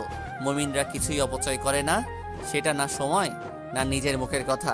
নীলা, আমি জানি তুমি আমায় খুব ভালোবাসো, এবার তোমাকে দিয়েই এই কথাটা বোঝাই, দয়া করে রাগ করবা না তো? না, আপনি বলুন। আজ বিকেলের ঘটনাটা খেয়াল করো। আমি তোমার ভালোবাসার প্রমাণ পেয়েছি, কারণ আমি যখন ঘুমিয়েছি, আজান হওয়া সত্ত্বেও তুমি আমায় ডাকোনি, আমি ক্লান্ত ভেবে। আমি যখন তোমার কোলে মাথা রেখে ঘুমিয়েছিলাম, তখন তুমি উঠে কোথাও যাওনি আমার ঘুমের সমস্যা হবে ভেবে। এটা ছিল আমার প্রতি তোমার নিঃস্বার্থ ভালোবাসা। এখন তুমি যদি আল্লাহর সন্তুষ্টি অর্জনের উদ্দেশ্যে আমায় ভালোবাসতে, তাহলে যখন আজান হয়েছিল তখন সাথে সাথে তুমি আমায় ডেকে দিতে, কারণ আমার সামান্য ক্লান্তি আল্লাহ তাআলার ফরজ হুকুমের কাছে কিছুই নয়। আর তোমার ভালোবাসাটাও এত গভীর হতো যে তখন তুমি আমার ঘুমের সমস্যার কথা চিন্তা করতে না, তখন তুমি চিন্তা করতে জাহান্নামের ভয়াবহ আযাবের কথা। নীলা, একটু খেয়াল করে দেখো, সামান্য আগুনে ছ্যাঁকা লাগায় তোমার হাতে ফোসকা পড়ে গেছে। আজ 2 দিন সমস্যায় ভুগছ। তুমি জানো জাহান্নামের আগুন এর থেকে 70 গুণ বেশি উত্তপ্ত হবে। সেই আগুন এতই উত্তপ্ত হবে যে তার রং হবে কালো। নীলা, তুমি রাগ করো না, আমি তোমার উপর অসন্তুষ্ট নই। আমি শুধু তোমার একটা ভুল ধরিয়ে দিলাম, যা তুমি ঠিক করে নিতে পারবে। তুমি যদি আমায় আল্লাহ তাআলার চেয়েও বেশি ভালোবাসো, তবে সেই ভালোবাসাই আমাদের দুজনকেই জাহান্নামে নিতে সক্ষম। সূরা মুনাফিকুন এ আল্লাহ তাআলা বলেন, হে মুমিনগণ, তোমাদের সম্পদ, সন্তান, সন্ততি যেন তোমাদেরকে আল্লাহ তাআলার জিকির হতে গাফেল না করে। যারা তা করে তারাই হলো ক্ষতিগ্রস্ত। আয়াত 9। সূরা মুনাফিকুনে আল্লাহ তাআলা মুনাফিকদের পরিচয় তুলে ধরেছেন আর সাথে তাদের ভয়াবহ শাস্তির কথাও। আর আল্লাহ তাআলা উক্ত আয়াতটি মুমিনদের উপদেশ স্বরূপ নাজিল করেছেন। এই আয়াতে সম্পদ, সন্তান, সন্ততি দ্বারা দুনিয়ার সব কিছুকেই বোঝানো হয়েছে। অর্থাৎ দুনিয়ার কোনো মহব্বতই যেন আমাদের আল্লাহ তাআলার পথ থেকে হাফেল না করেন। অন্যত্র আল্লাহ তাআলা বলেন, কিন্তু যারা ঈমানদার তারা আল্লাহকে ভালোবাসে সর্বাধিক। সূরা বাকারা আয়াত 165। নীলা, আমি তোমার কাছে নিঃস্বার্থ ভালোবাসা চাই না। আমি চাই তুমি একমাত্র আল্লাহ তাআলার সন্তুষ্টি অর্জনের উদ্দেশ্যেই আমায় ভালোবাসো। এটা তোমার এবং আমার উভয়েরই জন্যই মঙ্গলজনক। দেখো নীলা, আমি জানি আজ আমি অফিসে থাকায় তোমার একদমই ভালো লাগেনি, কারণ তোমার কাছে সবচেয়ে গুরুত্বপূর্ণ আমি ছিলাম, তাই তুমি আমার শূন্যতা অনুভব করেছো। কিন্তু নীলা, তোমার কাছে যদি আল্লাহ তাআলাই সবচেয়ে বেশি গুরুত্বপূর্ণ হতো, তবে তুমি সব সময় তাকে স্মরণ করতে আর তারই জিকির করতে, যা তোমার জন্য মঙ্গলময়। নীলা, আমার কথা শুনছো? আমি এতদিন কিসের মধ্যে ছিলাম? আমি কেন এতটা অন্ধকারে আবদ্ধ ছিলাম? কারণ তুমি কোরআন থেকে বিচ্ছিন্ন ছিলে। আসলে নীলা, আমরা কোরআন নিয়ে চিন্তাই করি না। আর আরেকটি কারণ হলো আমরা বাকিতে বিশ্বাস করি না। বাকিতে বিশ্বাস মানে? বাকিতে তো প্রায় সবাই বিশ্বাস করে। লোন, ঋণ, বাকিতে বেচা কেনা এগুলোই হয়। বাকি বলতে আমি এগুলো বলিনি। বাকি বলতে গায়েবের কথা বলেছি। যেমন আল্লাহ তাআলা নিজেই সবচেয়ে বড় গায়েব, জান্নাত জাহান্নাম গায়েব, কিয়ামত গায়েব, হাসর গায়েব, পুল সিরাত গায়েব, ফেরেশতা গায়েব। আমরা এগুলোই বিশ্বাস করি না, আর বিশ্বাস করলেও বেশি একটা গুরুত্ব দেই না। নীলা, খেয়াল করো, একজন ব্যবসায়ী একজন ক্রেতাকে তার ব্যবসায়ের পণ্য বাকিতে দিয়ে দেয় এই বিশ্বাসে যে সেই ক্রেতা পরবর্তীতে তার মূল্য পরিশোধ করবে। কিন্তু নীলা, সে ব্যবসায়ীকে যদি বলি, ভাই চলেন, আজান হয়েছে, নামাজ পড়ে আসি, সে বলবে, ভাই আমাদের ব্যবসা রেখে কিভাবে নামাজে যাই বলো? তো এখানে খেয়াল করো, একই ব্যক্তি একটা মানুষকে বিশ্বাস করে তার ব্যবসায়ে পণ্য দিয়ে যাচ্ছে এই ভেবে যে সে এর মূল্য পরবর্তীতে দিবে, কিন্তু সেই মানুষটি আল্লাহর ফরজ হুকুমের জন্য একটু সময় দিতে চাইছে না, কারণ তার মনে এই বিশ্বাস নেই যে এখনের দেওয়া সামান্য সময়ের বিনিময়ে আল্লাহ তাআলা তাকে অনেক বড় পুরস্কার দিবেন হাসরের ময়দানে। আমরা প্রায় সব মুসলমানই জান্নাত জাহান্নাম সম্পর্কে জানি। জান্নাত সুখের স্থান, সেখানে কোনো কষ্ট নাই, আর জাহান্নাম কষ্টের স্থান, সেখানে শুধু কষ্ট আর কষ্ট। তাও আমরা কতজন জান্নাত পাওয়ার এবং জাহান্নাম থেকে মুক্তির চেষ্টা করি? নেই, কোনো চেষ্টাই নেই। আমাদের মাঝে দুনিয়ার ভালোবাসাটা এমনভাবে ঢুকেছে যে আমরা ভুলেই গেছি আল্লাহ তাআলার কাছে করা সেই অঙ্গীকারের কথা। সে অঙ্গীকার মানে? নীলা, আমরা সবাই জানি কবরে আমাদের 3টা প্রশ্ন করা হবে, কিন্তু কেউ কি এটা জানি যে আমাদের জন্মের 1000 বছর আগে আল্লাহ তাআলা আমাদের কাছ থেকে স্বীকারোক্তি নিয়ে নিয়েছেন? না, আমি এই বিষয়ে কিছু জানি না, একটু বলুন না। সূরা আরাফ 172 নম্বর আয়াত। হযরত আদম আলাইহিস সালামকে সৃষ্টি করার পর আল্লাহ তাআলা যখন তার থেকে আমাদের বানানোর সিদ্ধান্ত নিলেন, তখন তিনি আমাদের সবার রূহকে একত্রিত করে জিজ্ঞাসা করেছিলেন, আল্লাসতু বিরব্বিকুম, অর্থ হলো আমি কি রব নই? আমরা সবাই বলেছিলাম শুধু আমি, তার তুমি নই।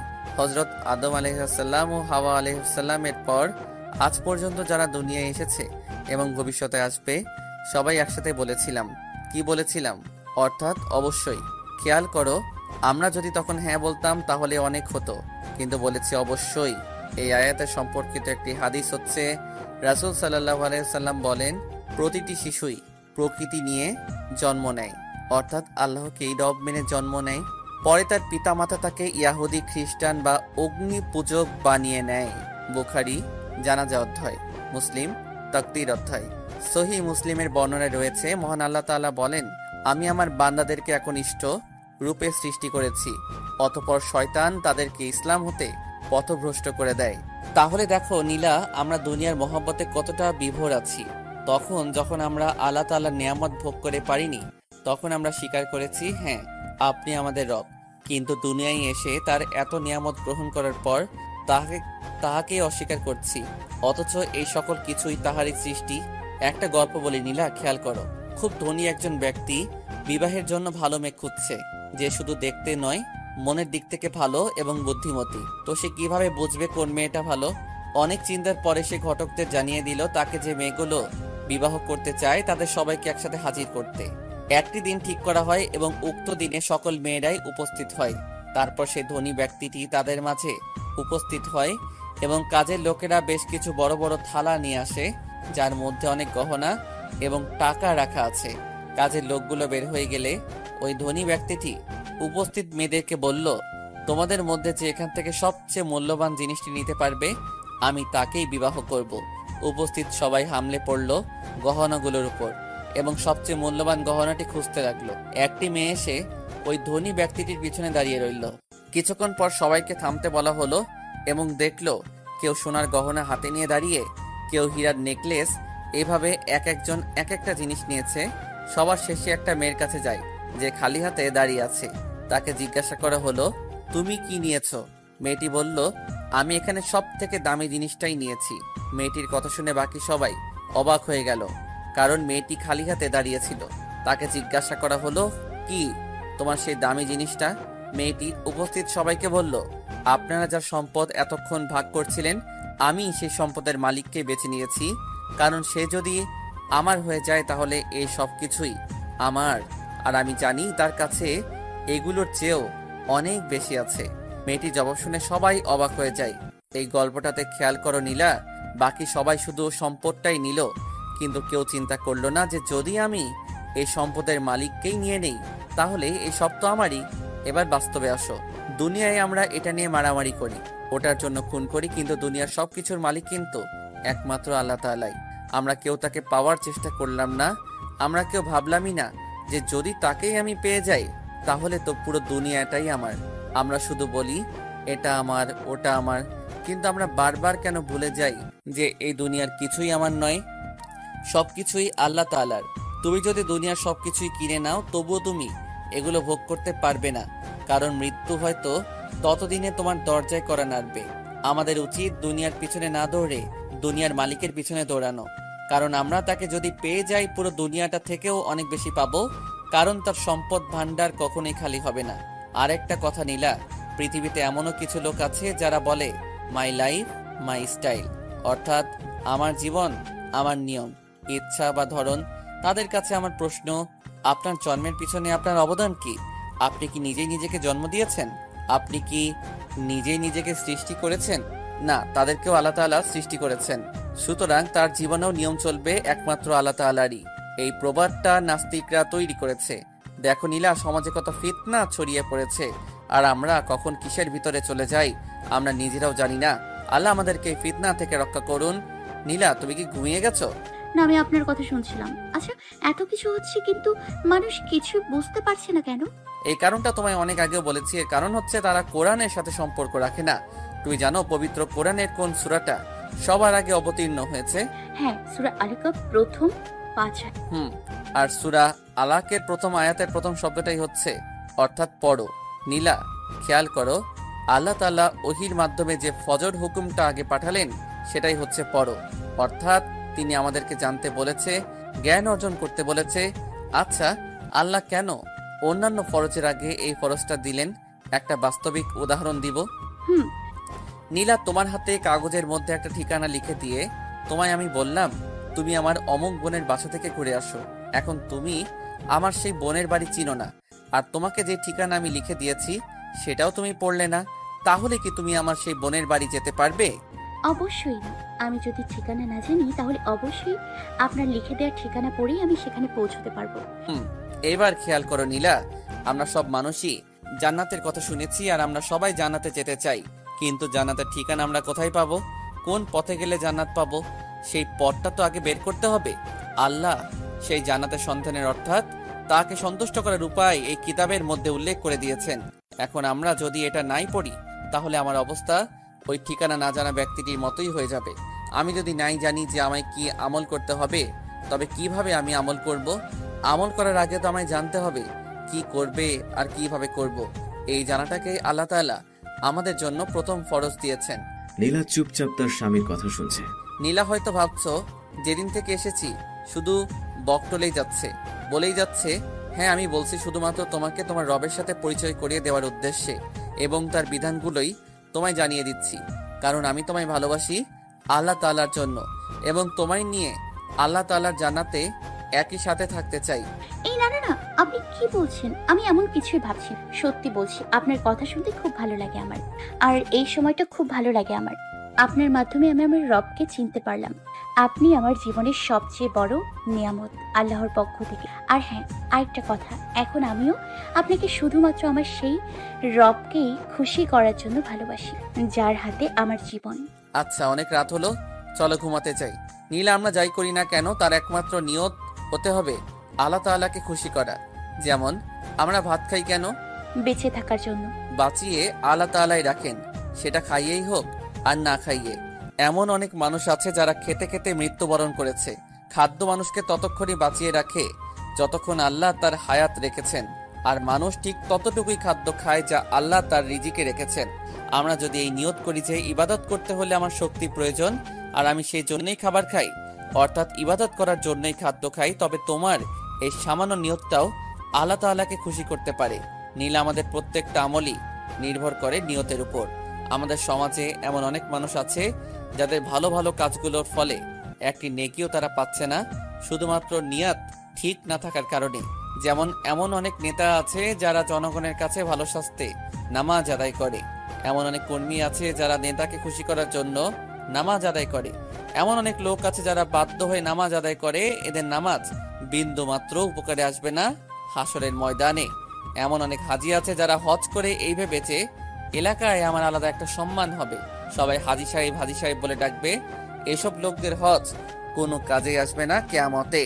অথচ একটা কবুল হজের বদলে আল্লাহ তাআলার কাছে দেওয়ার মতো জান্নাতি আছে। কিন্তু আমরা তো আল্লাহ তাআলার জন্য এটা করছি না, আমরা করছি সামান্য সম্মানের জন্য। আবার এমন অনেক জাকাত দাতাও আছে যারা নির্বাচনী প্রচার অথবা নিজের জনপ্রিয়তা বৃদ্ধির উদ্দেশ্যে মাইকিং করে জাকাত দেয়। অথচ হাদিস আসছে যারা গোপনে দান করে তারা কিয়ামতের দিন আল্লাহ তাআলার আরশের ছায়ার আশ্রয় পাবে। কিন্তু আমাদের উদ্দেশ্য সহি নয়। যাক মহারানী, অনেক রাত হয়ে গেছে, চলো ঘুমাতে হবে তো। চলুন। সোয়াইব রুমে এসে শুয়ে পড়ে। নীলা তার স্বামীর বুকে মাথা রেখে শোয়। কিছুক্ষণের মাঝে সোয়াইব ঘুমিয়ে যায়, কিন্তু নীলার ঘুম আসে না। সত্যি তো, দুনিয়ার পেছনে কেন দৌড়বো? কি আছে এই দুনিয়ায়? দুনিয়া তো আমাদের বাড়ি নয়। আমাদের আদি পিতামাতা জান্নাতি ছিল, আমাদের বাড়ি তো জান্নাত, সেখানেই তো আমাদের সবকিছু। তাহলে আমরা দুনিয়ার এত দৌড়াই কিসের জন্য? আমরা তো দুনিয়ার মেহমান হয়ে কেন এখানে এত ঘর বাড়ি সম্পদ করব? আমাদের স্থায়ী ঠিকানার জন্যই তো সম্পদ গোছাতে পারলাম। আর হ্যাঁ, সত্যি তো, দুনিয়ায় কে আমার আপন? আমার জন্মের একদিন আগেও আমার পিতামাতা জানতেন না আমি ছেলে নামে। সেখানে আমি কি খাবার খাবো এগুলোর কিছুই তো তারা ভাবতে পারেনি। তখন তো এই সব কিছু আমার রব আমার জন্য করেছেন। তবে কেন আমি এখন তাকেই ভুলে যাব? এই এক সপ্তাহ আগেও আমার স্বামী আমায় চিনতেন না, কিন্তু আমার জন্মেরও হাজার হাজার বছর আগ থেকেই আমার সৃষ্টিকর্তা আমাকে চিনতেন। তবে কিনা সেই রবকে আমি ভালোবাসবো না? কেন দুনিয়ায় আমার কাছে প্রিয় হবে? কেন দুনিয়ায় আমার কাছে প্রিয় হবে? আমি তো সেখানে থাকতে পারবো না। এই দুনিয়ায় জনপ্রিয় হয়ে কি হবে? দুনিয়ায় তো একদিন শেষ হয়ে যাবে। সত্যি আমি এই প্রথম এসব নিয়ে চিন্তা করছি, আসলে কি আছে এই দুনিয়ায়। নীলার আর ঘুম আসলো না। চিন্তাগুলো তার মাথায় আজ অনেক কিছুই ঘুরছে। নীলা খেয়াল করলো তার স্বামী তার মাথা জড়িয়ে রেখে গভীর ঘুমে আচ্ছন্ন। নীলার খুব ভালো লাগে এই লোকটাকে। হঠাৎ করে কেমন যেন অনেক আপন হয়ে গেছে। আজ এই 3টা দিনে একেবারের জন্য তার সাথে খারাপ ব্যবহার করে আর শুধুমাত্র তাকে জান্নাতের পথের সন্ধান দিতে এত চেষ্টা করছে। কেন? হ্যাঁ, কারণ সে তাকে একমাত্র আল্লাহ তাআলার জন্য ভালোবাসে। সে যদি নিঃস্বার্থ ভালোবাসতো তবে হয়তো অন্যভাবে তাকে নিয়ে মেতে থাকতো, কিন্তু সেই ভালোবাসা শুধু দুনিয়ার কাজে আসতো। হয়তো তখন সে তার রবের সাথে পরিচিত হতে পারতো না। এই লোকটা তার জন্য অনেক বড় একটা নেয়ামত। এটা ভেবে নীলার মন খুশি হয়ে যায়। সে শুকরিয়া আদায় করে আল্লাহ তাআলার কাছে নীলা তার নতুন এই পরিবারটা নিয়ে চিন্তা করে। সত্যি এখানে কারো অতিরিক্ত কোনো চাহিদা নেই, শুধু জীবিকার জন্য যতটুকু প্রয়োজন ততটুকুই নিয়ে সবাই আল্লাহ তাআলার উপর সন্তুষ্ট। আসলে মুমিন ব্যক্তি যতটুকু পায় তাতেই আল্লাহ তাআলার শুকরিয়া আদায় করে আর কিছু হারালে ধৈর্য ধারণ করে এবং আল্লাহ তাআলার নিকট আশ্রয় প্রার্থনা করে। এসব চিন্তা করতে করতে অনেক রাত হয়ে যায়। নীলার চোখে মুখে ঘুমের ছিটে ফোটাও নেই। নীলা ঘড়ির দিকে তাকিয়ে দেখে রাত 2টো বাজে। নীলা কোনোভাবে তার স্বামীর বুক থেকে নিজেকে ছাড়িয়ে নেয়। এরপর অজু করে দাঁড়িয়ে যায় নিজের রবের সামনে। নীলার মনটা আজকে অনেক ফ্রেশ লাগছে। এই মুহূর্তে কোনো চিন্তাই তার মাথায় নেই। তার মনে হচ্ছে সে যেন তার রবের ঠিক সামনেই দাঁড়িয়ে আছে আর তার সেজদাগুলো তার রবের কুদরতে পায়ের উপর পড়ছে। নীলার অজান্তেই তার চোখ দিয়ে অঝরে পানি পড়ছে। চিৎকার করে কাঁদতে ইচ্ছে হচ্ছে তার যেন মনে হচ্ছে অনেক দেরি করে ফেলেছে সে নিজের এবং তার রবের পরিচয়টা জানতে। নীলা নামাজ শেষে দুহাত তুলে তার প্রভুর কাছে নিজের সব অব্যক্ত কথাগুলো বলতে থাকে। নিজের পুরনো সব ভুলের জন্য ক্ষমা প্রার্থনা করে এবং মৃত্যুর আগ পর্যন্ত ঈমান নিয়ে বেঁচে থাকার তৌফিক চায়। নীলা খেয়াল করে তার স্বামী আজ এখনো পর্যন্ত ঘুম থেকে ওঠে। রাত 3:42। নীলা নিজেই ডেকে তোলে তার স্বামীকে। নীলা ডাকায় আজ অনেক বেশি খুশি হয়ে সোহাইব, কেননা সে এমনটাই চাইছিল যে তার স্ত্রী তাকে যেন সবসময় জান্নাতের পথে ডাকে। সোহাইব ফ্রেশ হতে চলে যায়। ফিরে এসে নীলার কপালে চুমু খায়। জাজাকাল্লাহ খাইরন মহারানী, আমায় ডেকে দেওয়ার জন্য। আজ এত তাড়াতাড়ি উঠলে কিভাবে? আজ ঘুম আসছিল না, তাই ভাবলাম সময়টা নষ্ট না করে কাজে লাগাই। তুমি কি একটু ঘুমাওনি? না, ঘুম আসেনি। এইটা ঠিক না মহারানী। আপনি যদি একটু রাত নফল ইবাদত করে পরবর্তী দিনের ফরজ ইবাদত না করতে পারেন তাহলে তো হবে না।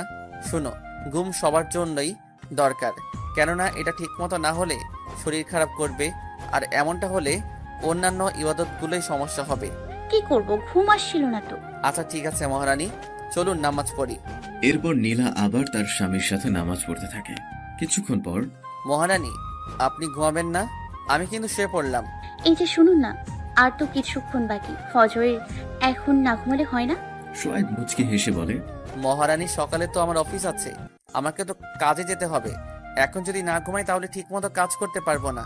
আল্লাহ তাআলা তো আমাকে 3 জনের দায়িত্ব দিয়েছেন এবং তাদের প্রয়োজন মেটানো আমার জন্য ফরজ করে দিয়েছেন। তার এখন তো একটু ঘুমাতেই হবে। নীলা, একটা জিনিস কি লক্ষ্য করেছো? বর্তমান নারীরা বলছে ইসলাম তাদেরকে অধিকার দেয়নি, তাই এখন তারা রাস্তায় নেমেছে সমান অধিকারের জন্য। নীলা জানো, নারীদের জান্নাতে যাওয়ার জন্য 4টা আমলই যথেষ্ট। 1 5 ওয়াক্ত নামাজ, 2 রমজান মাসে রোজা, 3 পরিপূর্ণ পর্দা, 4 স্বামীর আদেশ মানা। স্বামীর আদেশ অবশ্যই শরীয়তের বিপরীত হলে তা ত্যাগ করতে হবে। আর যাদের স্বামী নেই বা তালাক প্রাপ্ত তাদের জন্য পিতা মাতা ভালো আদেশ মেনে চলা। শুধু এই 4টা আমলই যথেষ্ট। হ্যাঁ, এটা সত্য যে ইসলাম নারীদেরকে পুরুষদের অধীনে রেখেছে, তার মানে এই নয় যে ইসলাম নারীদের ছোট করেছে। পুরুষদেরকে সামনে রেখে ইসলাম নারীদের নিরাপত্তার ব্যবস্থা করেছে। আর তুমি কি একথা জানো যে যারা অধীনস্থ থাকে কিয়ামতে তাদের হিসাব সহজ হয়? যেমন তোমরা আমার অধীনে এখন যদি তোমরা কোনো ভুল করো আর আমি যদি তা শুধরে না দিই, তবে কিয়ামতে সেই ভুলটার বিনিময়ে শাস্তি আমাকেও পেতে হবে। কিন্তু অধীনস্থদের ক্ষেত্রে এমনটা হবে না। যেমন উদাহরণ, একটি কোম্পানিতে যদি কোনো শ্রমিক কাজে ভুল করে এবং এর ফলে কোম্পানির ক্ষতি হয়, তবে কোম্পানির মালিক এসে কিন্তু ওই শ্রমিককে ধরে না, ধরে ওই লোকটাকে যার আন্ডারে ওই শ্রমিকটা কাজ করে। কিন্তু যদি ওই লোকটা কোনো ভুল করে তার জন্য তার আন্ডারের কোনো শ্রমিকের জবাব দিতে হয় না। অধীনস্থদের অনেক সুবিধা নীলা, কিয়ামতে তাদের হিসাব অনেক সহজ হয়। আসলে আমরা যদি শুধু দুনিয়ার কথাই চিন্তা করি, আমরা যদি ভাবি যে দুনিয়ায় সব, আমাদের নীতি যদি হয় নগদে যা পাও হাত পেতে নাও, বাকির খাতা না হয় শূন্যই থাক, তবে ইসলামের একটি নিয়মও আমাদের কাছে মূল্যবান মনে হবে না। কেননা প্রত্যেক মুমিন ব্যক্তি জানে দুনিয়া থেকে আখিরাত অনেক উত্তম, তাই প্রত্যেক মুমিনই চায় দুনিয়া দিয়ে আখিরাত ক্রয় করতে। এরপর সোহাইব নীলাকে আরো অনেক কিছুই বুঝিয়ে বলল। এর মধ্যেই ফজরের আজান হয়ে গেল। আজানের সময় তারা আজানের জবাব দিয়ে দিল। নীলা এই বিষয়টা অনেক আগেই তার স্বামীর কাছ থেকে জেনে নিয়েছে। সে এটাও জেনেছে যে ব্যক্তি আজানের উত্তর দেয় এবং আজান শেষ হলে আজানের দোয়া পড়ে, হাসরের দিন ওই ব্যক্তির জন্য সুপারিশ করা আমাদের রাসূল সাল্লাল্লাহু আলাইহি ওয়াসাল্লামের জন্য ওয়াজিব হয়ে যায়। সরি, কেন? আপনাকে ঘুমোতে দিলাম না তাই। আরে মহারানী, আমি কিছু মনে করিনি। তুমি কিছু জানতে চাইলে আমার ভালো লাগে, সত্যি বলছি। সকালে তো আপনাকে অফিসে যেতে হবে। সমস্যা হবে না মহারানী, কাল হাফ ডে। নীলা তবুও মন খারাপ করে বসে থাকে। সোহাইব নীলার মন খারাপ দেখে নীলার কপালে চুমু খেয়ে বলে, আমার রানীটা এখনো মন খারাপ করে বসে আছে? বললাম তো কোনো সমস্যা নেই, তুমি গিয়ে একটু দেখে আসো মা বাবা ঘুম থেকে উঠেছে কিনা। নীলা চলে গেল তার মা বাবার রুমের দিকে। সোহাইব মুচকি হেসে ভাবতে থাকে নীলার কথা। সোহাইব চেয়েছিল একজন দিনদার হাফেজা মেয়েকে বিয়ে করতে। সে আল্লাহর কাছে দোয়া করত যেন তার স্ত্রী একজন দিনদার নারী হয়। কিন্তু যখন শুনেছিল তার বাবা তার বিয়ে ঠিক করে ফেলেছে এবং মেয়ে মডার্ন, তখন খুব খারাপ হয়েছিল। সোহাইব আল্লাহ তাআলার উপর ভরসা করত। তারপর সে চিন্তা করলো নিজের স্ত্রীকে সে নিজে চেষ্টা করে দিনের পথে আনবে। মাশাআল্লাহ, নীলার এখন বেশ অনেকটাই পরিবর্তন দেখা যায়। এটা আল্লাহ তাআলার ইচ্ছা ছাড়া কখনোই সম্ভব ছিল না, কারণ আল্লাহ তাআলাই হেদায়েত দান করার ক্ষমতা রাখেন। বাবা মা উঠেছেন, আপনি কি সুন্নত নামাজ পড়বেন না? হ্যাঁ পড়বো, চলো। এরপর সোহাইব আর নীলা ফজরের সুন্নত নামাজ আদায় করে নিল। এরপর তারা দুজনে আরো কিছু কথা বলল নিজেদের মধ্যে। এরপর সোহাইব তার বাবার সাথে মসজিদের দিকে হাঁটে। নীলা বাড়িতে তার মায়ের সাথে ফরজ নামাজ আদায় করে কিছুক্ষণ কোরআন পড়ে দুজনেই। তারপর শুরু করে নিজেদের দৈনিক কাজ। সোহাইব মসজিদ থেকে ফিরে কিছুক্ষণ কুরআন এবং তাফসির পড়ে, তারপর গোসল করে তার কাজের জন্য প্রস্তুত হয়। এরপর সবাই একসাথে খাবার খায়। নীলার ইচ্ছা করে স্বামীর সাথে কিছু সময় কাটাতে, কিন্তু তেমনটা হয়ে ওঠে না। সোহাইব নীলার কপালে চুমু খেয়ে বেরিয়ে যায় নিজের কাজে। নীলা ঘরের কাজগুলো গুছিয়ে বাড়ির পেছনে বাগানটার একটু পরিচর্যা করে। তারপর সে তার বাবা মাকে কিছুটা সময় দেয়, তবুও নীলার হাতে কিছুটা সময় থেকেই যায়। নীলা কি করবে খুঁজে পায় না। হঠাৎ তার স্বামীর কথা মনে পড়ে। নীলা অজু করে নিজের রুমে স্বামীর রাখা বইয়ের তাকটি থেকে নীলা একটা তাফসিরের বই নিল। নীলা চিন্তা করলো কোন সূরাটা আগে দেখবে। তখনই তার মনে পড়লো সূরা আসরের কথা। নীলা খেয়াল করছে তার স্বামী যখন একটু চিন্তিত হয়ে যায় তখনই সে এই সূরাটা পড়ে। নীলার জানতে ইচ্ছে হলো আসলে আল্লাহ আমাদের এই সূরার মাধ্যমে কি বলতে চাইছেন। নীলা প্রথম আয়াতটি পড়ার পর তার অর্থ দেখে অবাক হয়ে যায়। সূরাটির প্রথম আয়াতে আল্লাহ তাআলা কালের কসম করেছে। নীলা অবাক হয়ে যায়, এমন কি গুরুত্বপূর্ণ কথা হতে পারে যে আল্লাহ তাআলা কসম করলেন। নীলা দ্বিতীয় আয়াতটি দেখে আরো বেশি অবাক হয়। এখানে আল্লাহ বলেছেন নিশ্চয়ই মানুষ ক্ষতির মধ্যে আছে। নীলা তাফসির পড়ে জানতে পারলো এই আয়াতটির গভীরতা। পরের আয়াতে আল্লাহ তাআলা বলছে, কিন্তু তারা নয় যারা ঈমান আনে, সৎকর্ম করে এবং পরস্পরকে সত্যের উপদেশ দেয় এবং ধৈর্যের উপদেশ দেয়। নীলা এই সূরাটি নিয়ে চিন্তা করতে থাকে, আসলেই তো মানুষ কত বড় ক্ষতির মধ্যে রয়েছে।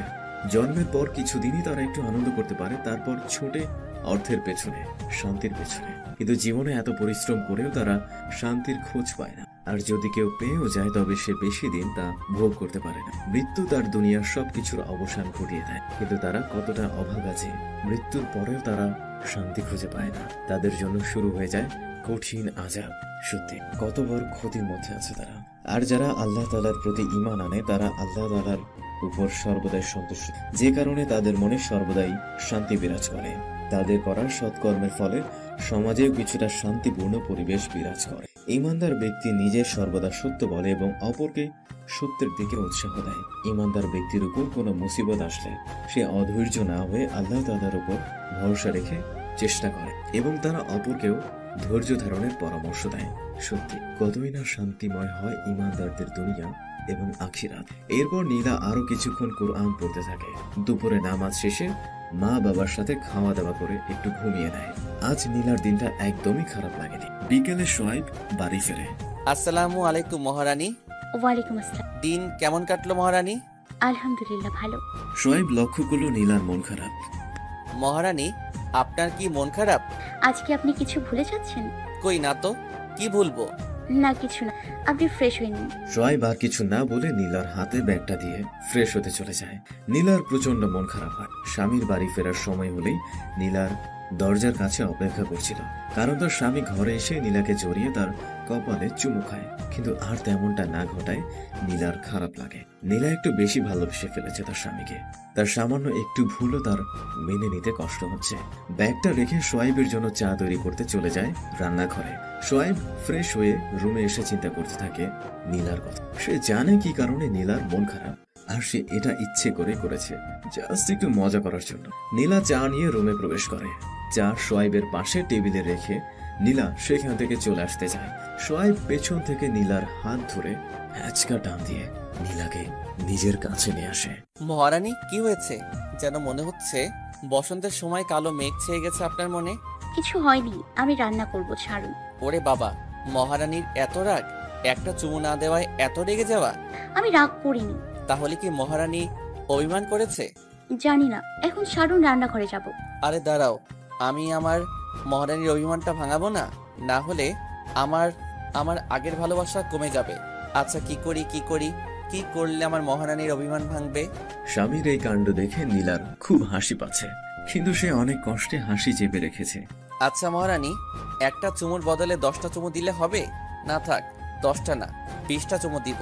তাতেও না হলে 100টা দিব। তাতেও না হলে এতগুলো চুমু দিব আমার মহারানীকে, এতগুলো। বাচ্চাদের মতো করতে থাকে সোহাইব। ফিক করে হেসে দেয় নীলা। সে আর হাসি আটকাতে পারে না। সোহাইব নীলাকে জড়িয়ে নীলার কপালে আলতো করে একটা চুমু খায়। নীলার হাসি থেমে যায়। সে তার স্বামীকে জড়িয়ে তার বুকে মাথা রেখে শুয়ে থাকে।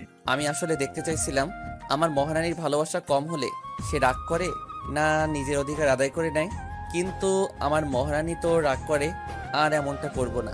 সত্যি বলছি অনেক খারাপ লাগছে। পুরো দিনটা আপনি পাশে ছিলেন না, তারপর যখন বাসায় এসে আমায় জড়িয়ে চুমু খান তখন মনে কোনো আফসোস থাকে না। অনেক ভালোবেসে ফেলেছি, আর হ্যাঁ, এই ভালোবাসা অবশ্যই আল্লাহ তাআলাকে খুশি করার জন্য। জানো নীলা, আল্লাহ বলেছেন তুমি আমার পোশাক আর আমি তোমার পোশাক। হাদিসে আছে তুমি আমার পরিপূরক, আমি একা সম্পূর্ণ নই তুমি ছাড়া। তোমার আর আমার সম্পর্ক জান্নাতি সম্পর্ক। আমাদের মাঝে যেন কখনোই ভুল বোঝাবুঝি না হয়। এমন অভিমান তো হবেই, যেখানে একজন অভিমান করলে অন্যজন ভালোবেসে তার অভিমান ভাঙাবে, এতে ভালোবাসা আরো বৃদ্ধি পায়। কিন্তু তোমার আর আমার মাঝে কখনোই রাগ নামের আগুনটাকে নিয়ে এসো না, এটা আমাদের দেখা স্বপ্নগুলো পুড়িয়ে ছাই করে দিতে পারে। নীলা, আমি চাই তোমার আর আমার সম্পর্ক চোখ আর হাতের মতো হোক। হাতে যেমন ব্যথা লাগলে চোখ অশ্রুর মাধ্যমে প্রকাশ করে, তেমনি চোখ যখন অশ্রু ঝরায় তখন হাত অতি যতনে তা মুছে দেয়। নীলা চুপচাপ তার স্বামীর বুকে শুয়ে আছে। সোহাইব নীলার মাথায় হাত বুলিয়ে দিচ্ছে। এভাবে অনেকক্ষণ কেটে যায়। এই মহারানী, আপনার না রান্নাঘরে কি কাজ ছিল? এখন কোনো কাজ নেই। এইমাত্রই তো বললে কাজ আছে, চলো আমি যাব তোমার সাথে। না, কোনো কাজ নেই, আমি এভাবেই থাকবো, আপনি শুয়ে থাকুন। কি মহারানী, একটু আগে তো থাকতেই চাইছিলেন না, আর এখন তো ছাড়তেই চাইছেন না। আমি এখানে সব সময় পড়ে থাকবো, আপনার কোনো সমস্যা? আমার আর কি সমস্যা? আমার মহারানী তার নিজের রাজ্যে যা খুশি তাই করবে, তাকে কি না করার ক্ষমতা আছে আমার? আপনি আমার রাজ্য, আমি এখানে যা খুশি তাই করবো। কিছুক্ষণ পর আচ্ছা, জান্নাতেও কি আমরা এভাবে থাকতে পারবো? জান্নাতেও কি আমরা একসাথে এভাবে সময় কাটাতে পারবো? আল্লাহ তাআলা যদি দয়া মায়া করে আমাদের জান্নাত দান করেন, তবে সেখানেও আমরা এভাবে সময় কাটাতে পারবো, এর থেকেও অনেক ভালোভাবে সময় কাটাতে পারবো। দুনিয়ায় আমাদের সময় নির্ধারণ করা, নির্ধারিত সময় শেষ হলেই আমাদের মৃত্যু চলে আসে, কিন্তু তখন আমাদের মৃত্যু থাকবে না, তখন আমাদের জন্য সময়কে নির্ধারিত করে দেওয়া হবে না। দুনিয়ায় তুমি আমাকে আর আমি তোমাকে কতটাই বা সময় দিতে পারি? দুনিয়াবি কাজ, আল্লাহ তাআলার ইবাদত, বিভিন্ন দায়িত্ব কর্তব্যের মধ্য দিয়েই আমাদের জীবন শেষ হয়ে যায়। আমরা যেন সব সময় একটা তারার মধ্যে থাকি, কিন্তু জান্নাতে তেমনটা হবে না। জান্নাত শুধুই শান্তির জায়গা, সেখানে আমাদের কোনো সময়ের হিসাব করতে হবে না, কোনো কাজ থাকবে না। আল্লাহ আমাদের উপর কোনো কিছুই সে সময় চাপিয়ে দিবেন না, তার দেওয়া অফুরন্ত নেয়ামতের বিন্দুমাত্র হিসেব চাইবেন না। সেখানে আমাদের নামাজ পড়তে হবে না, রোজা রাখতে হবে না, জাকাত দিতে হবে না, হজ করতে হবে না। এসব তো থাকলো জান্নাতীদের, কখনো ক্ষুধাও লাগবে না। কিন্তু আমি তো শুনেছিলাম জান্নাতীরা জান্নাতে নানা ধরনের খাবার খাবে, যা হবে অনেক চমৎকার। জান্নাতীরা অনেক খাদ্য খাবে, যা দেখতে দুনিয়ার খাবারগুলোর মতো হলেও এর স্বাদ হবে অনেক চমৎকার। কিন্তু জান্নাতীরা ক্ষুধার কারণে এসব খাদ্য খাবে না, তারা এসব খাদ্য আহারের মাধ্যমে বিলাসিতা করবে, শুধুমাত্র আনন্দ ভোগ করার জন্য তারা খাবার গ্রহণ করবে। নীলা চুপচাপ তার স্বামীর কথা শুনতে থাকে। সত্যি, আগে ভাবতাম যারা আজান হলে সবকিছু ছেড়ে মসজিদের দিকে দৌড়ায় তারা পাগল হয়তো। গরমের মধ্যেও যে মেয়েটা কালো বোরখা পরে থাকতো তাদের মাথা খারাপ জানতাম, কিন্তু তারা নয়। এখন দেখছি আমরাই পাগল যারা এসব করছি না। সামান্য সময় সামান্য কিছু নেয়ামত উপভোগ করার জন্য অন্তত সেই সুখের স্থানের পথটাই চিনতে পারলাম না। সত্যি অনেক বড় পাগল ছিলাম। চিন্তা করতে থাকে নীলা। হঠাৎ মনে পড়ে সূরা আসরের কথা। আচ্ছা, আরেকটা কথা, আমি দেখেছি আপনি যখন একটু চিন্তিত পড়েন তখন সূরা আসর পড়েন। পড়ি। তুমি সূরা আসরের তাফসীর পড়েছো? তাফসীর পড়ে কি বলেছে এই সূরায়? হ্যাঁ, তাফসীর পড়েছি, কিন্তু তবু আপনি বলুন না, আপনার কাছে থেকে শুনতে ভালো লাগে। ঠিক আছে মহারানী, শুনুন। আল্লাহ তাআলার পক্ষ থেকে আমাদের হেদায়েতের জন্য নাজিল হওয়া এই কোরআনের সব জায়গায় আমাদের জন্য হেদায়েতের পথ নির্দেশ করা হয়েছে। সূরা আসর পবিত্র কোরআনের ক্ষুদ্রতম সূরাগুলোর মধ্যে একটি। সূরাটি আকারে ছোট হলেও এর মধ্যে ব্যাপক তথ্য লুকিয়ে আছে।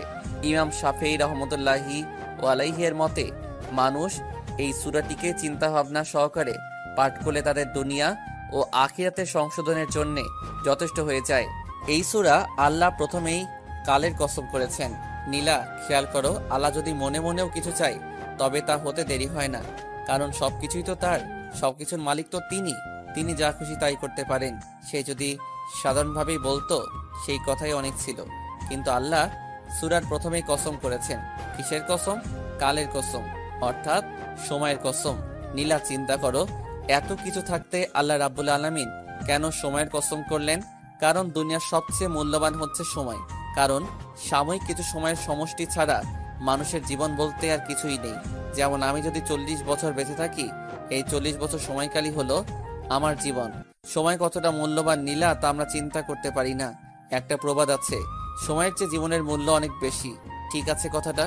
এবার একটু চিন্তা করা যাক। নীলা, তুমি ভেবে নাও যে তোমার কাছে একটা টাইম মেশিন আছে, যা দিয়ে তুমি অতীতে যেতে পারবে আর ভবিষ্যতেও যেতে পারো। এখন আমি হঠাৎ একটি দুর্ঘটনায় মারা গেলাম। আপনি এগুলো কি বলছেন? আমি জাস্ট ধরে নিতে বলেছি। আমাদের যে গাড়িটা আছে ওটা চালাতে গিয়ে একটা দুর্ঘটনা ঘটে গেল। তখন তুমি চাইলে ওই টাইম মেশিনটা দিয়ে আবার অতীতে ফিরে গিয়ে আমাকে তখন সাবধান করতে পারবে, আর হয়তো তখন আমি বেঁচেও যেতে পারতাম। আপনি কি বলছেন? এগুলোর কিছুই তো বাস্তবে নেই। হ্যাঁ, বাস্তবে নেই তা আমি জানি। বিজ্ঞানের জন্ম থেকেই অনেক বিজ্ঞানী এই টাইম মেশিন তৈরির চেষ্টা করেছে, কিন্তু আজ পর্যন্ত কেউ পারেনি আর পারবেও না। কারণ যখন মানুষ সময়কে নিয়ন্ত্রণ করতে পারবে, তখন সে মৃত্যুকেও নিয়ন্ত্রণ করতে পারবে। এবার তুমি ঠান্ডা মাথায় ভেবে দেখো সময় কতটা মূল্যবান।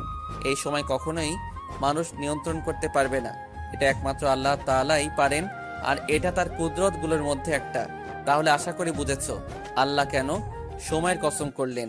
এবার আসি দ্বিতীয় আয়াতে। এখানে আল্লাহ তাআলা বলেছেন, নিশ্চয়ই মানুষ ক্ষতির মধ্যে আছে। এখানে মানুষ দ্বারা আল্লাহ সমস্ত মানুষদের বুঝিয়েছে শুধুমাত্র 4 শ্রেণীর মানুষ বাদে। এই 4 শ্রেণীর কথা আল্লাহ পরবর্তী আয়াতে উল্লেখ করেছেন। উক্ত 4 শ্রেণী বাদে আর সবাই ক্ষতির মধ্যে রয়েছে। কেন রয়েছে তারা ক্ষতির মধ্যে? আসো একটু চিন্তা করে দেখি। মানুষ মুসলমান হয়ে জন্মগ্রহণ করে, কিন্তু কিছু কিছু ক্ষেত্রে তাদের পিতা মাতার কারণে তারা অন্য ধর্মে ধর্মান্তর হয়ে যায়। আর বাকি যারা তারা জন্মগত মুসলমান হয়ে সন্তুষ্ট, তারা নিজেদের কর্ম দ্বারা মুসলমান হতে চায় না। তারা ভাবে তারা মুসলমানের ঘরে জন্মগ্রহণ করেছে, শুধু এটুকুই তাদের মাগফিরাতের জন্য যথেষ্ট। কিন্তু তারা মুসলমানদের মতো থাকতে চায় না। মানুষ এখন তার সৃষ্টিকর্তাকে খোঁজে না। মানুষের চিন্তা তাদের জন্যের পিছনে শুধুই তাদের মাতা পিতার হাত রয়েছে। মানুষ এখন বলতে গেলে মনেই করে না যে কেউ তাদের সৃষ্টি করেছেন। তাদের ধারণা তারা হচ্ছে তাদের অভিভাবকদের শারীরিক সম্পর্কের ফসল, কিন্তু তারা ভাবে না যে মায়ের গর্ভে কে তাকে এত সুন্দর করে সৃষ্টি করেছেন। অনেক মহিলার তো গর্ভপাত হয়ে যায়, কিন্তু সেই মানুষগুলো এগুলো চিন্তাই করে না যে আল্লাহ এখনো তাদেরকে রিজিক দিয়ে, নিয়ামত দিয়ে বাঁচিয়ে রেখেছেন।